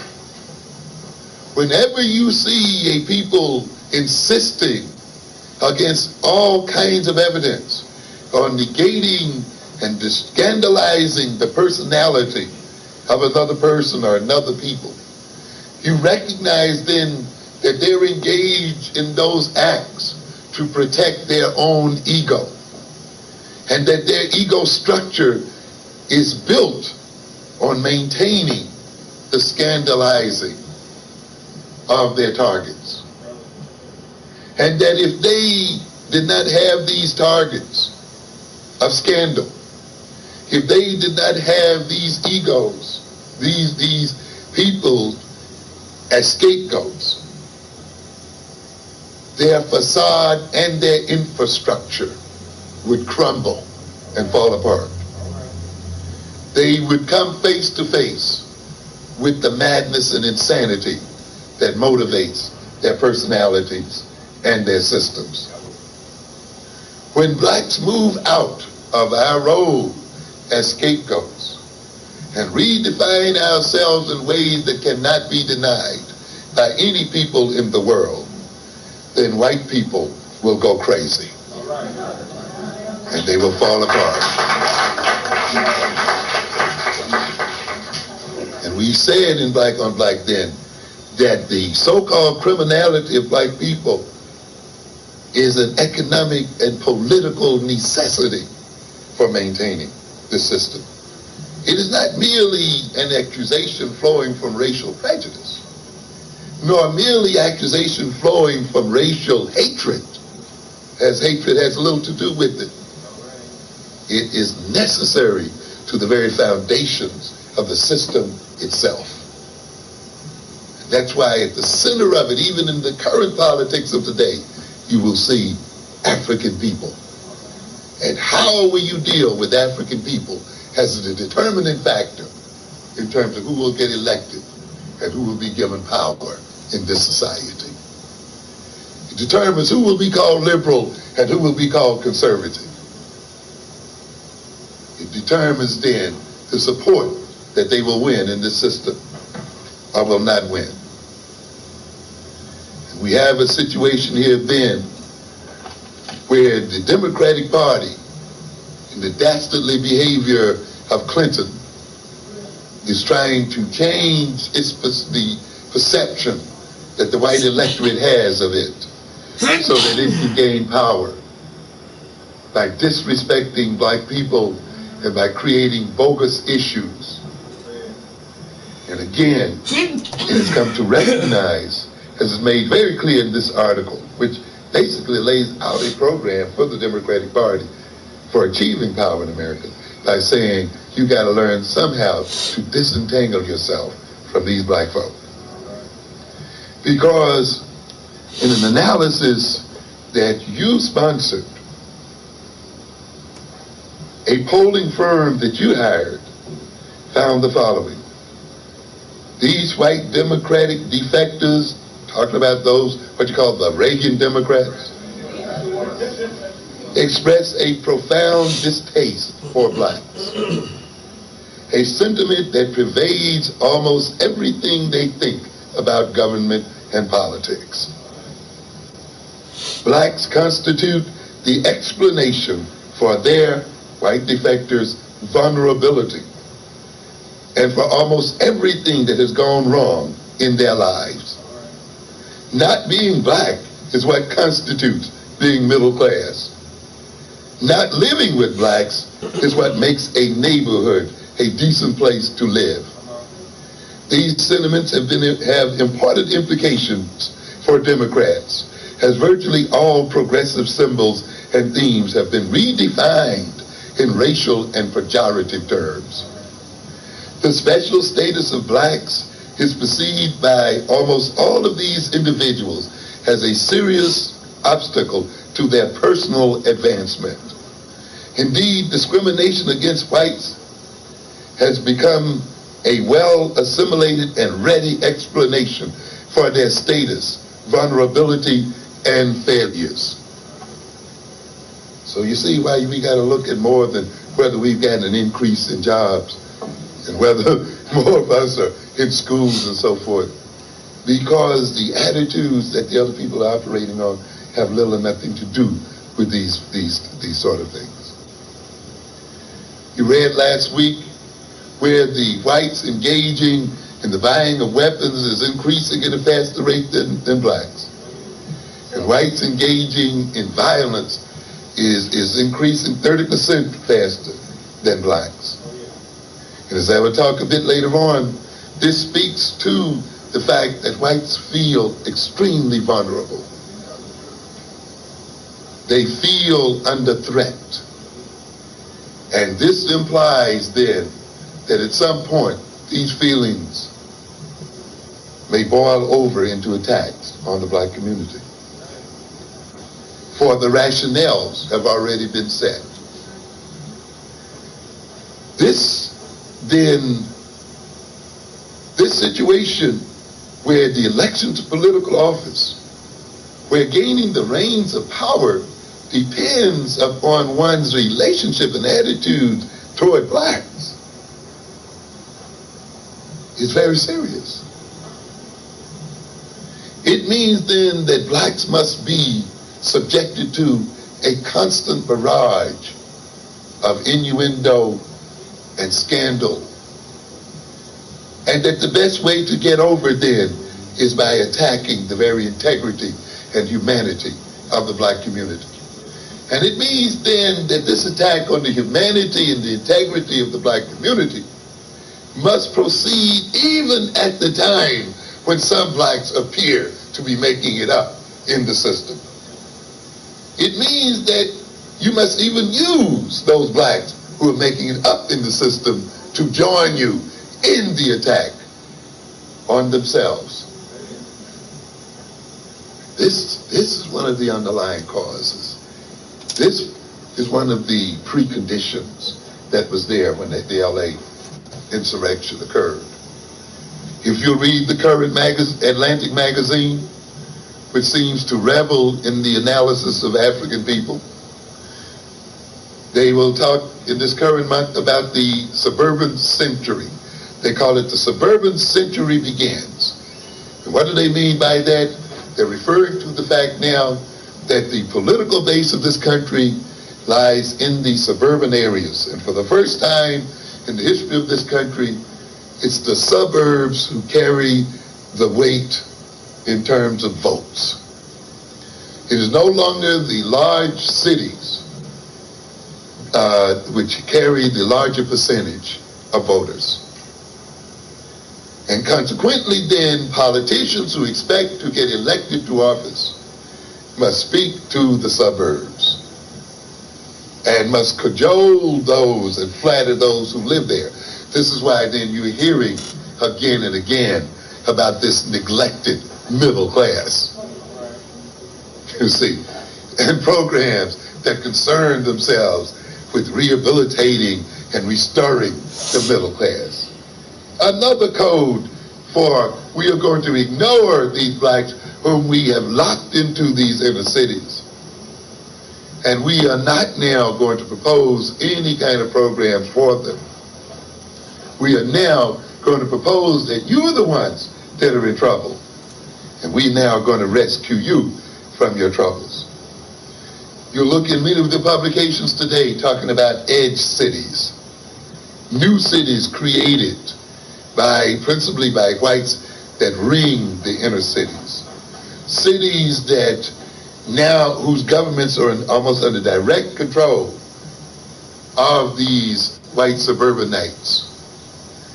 Cities then that have influence in state governments in such a way that they can prevent taxation schemes that are meant to rescue the inner cities, that are meant to change the direction of the miseducation of our children, that are meant to relieve the problems of the inner cities. We have a situation then where whites have organized themselves in such a way that a politician who even talks about the rescue of the cities is literally damned for state office or for higher office. And now you see Clinton and other groups speaking to this suburban fringe. Is this fringe suffering? They tend to think that the black community implicitly or explicitly is not aware of what is going on. Let's look at some of these things, some of these preconditions. By 1991, the federal government's largest housing subsidy program was providing an average of $3,000 a year for each of 6 million wealthiest households in America, while offering nothing to the 36 million Americans in poverty. Only 1 of every 8 federal benefit dollars actually reaches Americans in poverty. There has been a wholesale rape and robbery of the poor and weak in this country. And yet this is the class that is supposedly now being rescued and is now supposedly being ministered into by those who run for office. From 1980 to 1991, in constant dollars, the average federal benefit received by households with incomes under $10,000 declined by 7%. An actual decrease in benefits from the government, but yet we get a lying and deceptive image that because of the fiscal difficulties in this country are those people on welfare, of the burden placed upon the government and upon the treasury by the poor people and by inner city people. And yet these people earning under $10,000 have actually had their monies taken away and not added on to, while the rich and while the middle class have actually fed at the government troughs. On average, households with incomes under $10,000 collected a total of $5,690 in benefits. On average, households with incomes over $100,000 collected $9,280 from the government. In other words, those making over $100,000 collect nearly twice as much from the government as those earning under 10. You see, you'll hear whites in making these discussions and talking about the state of this country and talking about the debt that this country is suffering from. And you can hear them talk about the deficit and the threat that this deficit holds for the health of this nation. And I want to warn you that this nation is in a very precarious state of circumstances. And the precariousness of its state will be made clear after the elections. But if you listen carefully, you can already feel the panic over the concerns of the economic state of this country. They're in such a panic that they know they have to reduce the deficit of this nation if it is to survive and if it is going to be socially viable. In my series on Howard, I talked about one of the causes of black-on-black violence, other than the psychology that I referred to earlier, other than the social relations, has to do with the economic state of the black community.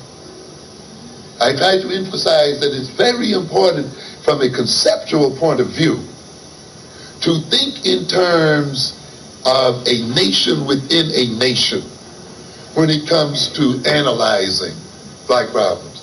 I am not advocating that you buy the concept that we should have a nation within a nation. So don't give me a knee-jerk reaction right on it. What I am saying is just think conceptually in terms of black people as a nation within a nation. I think when you use this concept, it will help you to see some things that perhaps you cannot see through the use of other concepts, such as individualism and the other stuff that people lay on you. When you look at the black community and the African American community in this country as a nation within a nation, it becomes almost immediately apparent as to why there's so much violence and social disorganization in the black community. I often use the Chinese Opium Wars to illustrate what I'm talking about, of how the British, in entering trade with the Chinese, were buying all of their tea from China, and China was buying nothing from the British. The British had nothing the Chinese wanted. And yet the British wanted that tea. They were hooked on a tea habit. And the Chinese demanded only silver and gold from the British. And that meant over time that the British balance of payments became unbalanced because their silver and gold was flowing into China, but no earnings were coming back from the Chinese, and they were facing a dilemma. They recognized that this situation could not continue, or else they could not maintain their social institutions and they could not maintain social order in their society, and that their government could not maintain legitimacy, and the people at some point would rise up against it in revolt and refuse to follow its dictates and refuse to pledge allegiance to it and destroy it. Because this is what happens to nations when they have negative flows of wealth. Because it takes wealth to maintain order. It takes wealth to maintain institutions. It takes wealth to maintain employment system. It takes wealth to create jobs. It takes wealth to educate children and so forth. And when that wealth is flowing out into the hands of other people, these institutions collapse. The discipline of the people collapse. The obedience and the habits of obedience collapse, and chaos begins to reign. And the only way governments can maintain power then under those circumstances is often to use martial law and strong martial means of maintaining population control. And that has serious limitations. And the British then recognized that we had to change this situation, or else our very society will be destroyed. And what did they do then? They hooked the Chinese into an opium habit and started and addicted the Chinese. And then demanded of the Chinese, once they got hooked, now you pay us for your opium in silver and gold. And that habit got to such a level that the balance was reversed. And the flow went out of China to England. And when the Chinese tried to stop it, the English government, the old pusher that it is, yes, a government based on drugs, the queen, the greatest drug pusher the world has ever known, went in like any gangster on these streets out here to protect their monopoly to sell drugs to the Chinese, and engaged in 2 wars to maintain the drug market that they had established. And yet you try to sit here and listen to these jokers with their moral pieties trying to talk to us. Nation built upon the selling of drugs, and the government coming in defense of the selling of drugs. But my point here is, of course, what happens when you get trade imbalances. And the Chinese recognize, if we don't stop this stuff, our wealth is going to flow out to such a degree until we then will suffer social collapse. Now, when you look then at the African American communities, surrounded by non-African communities, plagued by economic parasites, coming into its midst and taking its wealth and earnings right out, exploited by white and non-white alike, who rob it of its wealth and rob it of its resources, and who, even in its stupidity, tries to say the answer to this is to increase the number of us with skills and education, only to have those with increased skills and education also what? Shipped out, so that they can solve other people's problems and spend their earnings in other people's markets, and therefore can return neither their skills nor their wealth back to the original community. So then what do you have? A community, an African nation with a tremendous trade deficit, with a tremendous trade imbalance, with a tremendous outflow of material resources and capital and brains, and an increasing concentration then of people who are bereft of skills and resources and the like. Violence and social disorganization, family and institutional disorganization becomes inevitable under those circumstances. Am I getting across to you? Because I don't want to hear you talking to me when I tell you that you've got to throw these Koreans out of this community, and you got to throw these Arabs out of this community, and you've got to throw all the rest of these jokers out of this community. Come talk to me about some racial harmony and love, and reverse racism, and hiding under Islam and some Christian ideology. Because you must recognize the hard cold fact is, you cannot educate your children, you cannot train them in the way they should go, you cannot give them appropriate recreational centers and other things they need without material wealth. And you can't do it by handing it over to other people. And it is not the result of hard feelings or racial hatred against any other people. It is not reverse racism. It is a matter of survival and protecting your own.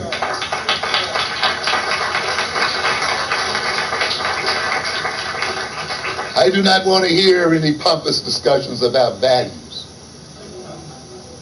and pompous discussion about how parents should teach their children values. Anybody who's lived in the ghettos as long as I have knows that you can teach values day in and day out and still lose your children. Because we live in a world and in a context where we are not the only ones that raise our children. We're not the only ones that influence our children. The middle class isn't better at raising children, and it isn't better at projecting values. It is only better at buying neighborhoods. Because when you buy a house, you buy a neighborhood. You buy a school. You buy a set of neighbors. And you buy a social and political context. That is not just the buying of a house. You buy a totality. And you buy a totality that supports your values. Values are little or no account when they are not reinforced by a social system and rewarded by concrete outcomes. How long can one hold on to a value when one is starved with holding on to that value? When one is punished and rejected, even when one demonstrates that one has held on to that value? When then we demand that our children exhibit certain values, then we should be in the position to reward their exhibition of those values. Or else we will look as hypocrites and fools. And we will give them empty and pious sayings that in the long run work against their interests and not for their interests. Half, or at least 400 billion of all entitlements went to households with incomes over $30,000. Do you hear what I'm saying? $400 billion went to people who earned over $30,000. Talk about your pride, your individual pride, and your individual drive, and how you got your little house as a result of individual drive, even though you ran down to the Federal Housing Authority to back your mortgage and to back your down payments. Even though you have engaged the federal government to insure your mortgages. And you're going to talk about how independent you were in getting your house. How can the poor then go to the federal government and get it to insure their rent and pay out rent and other costs? No, you got a government behind you even when you think you're buying that house all by yourself. Even when you think you've scraped and saved and put that down payment on it. When you sit up there and deduct those credits, who do you think stands in and pays the tax you don't pay? When you write so proudly the deduction that you deserve as a homeowner. When those of us who pay rent and other things cannot make the same claims. Do you think that you're being independent? No, you are not. You are feeding from the federal trough.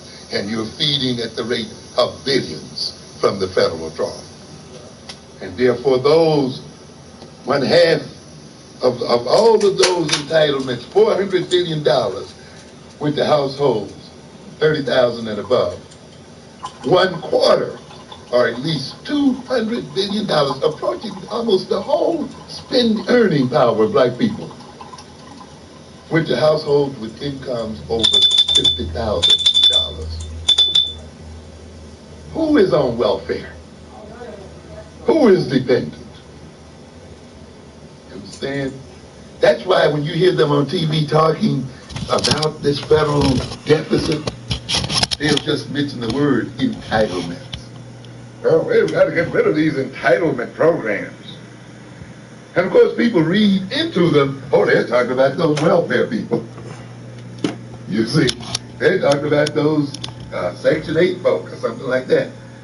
And you ask yourself, why do they never discuss what they mean by entitlements? And why is it that despite the tremendous deficit that this country is facing, a deficit that threatens its very viability, those men in the U.S. Senate and House cannot pass bills to straighten that deficit up. They are so gutless and afraid to pass bills and come to terms with a deficit that is threatening the very social foundation of this nation, that they are trying to create a constitutional amendment so that they would be forced to balance the budget. All right, guys, I'm about to get out of here for a while. We got a few errands to run.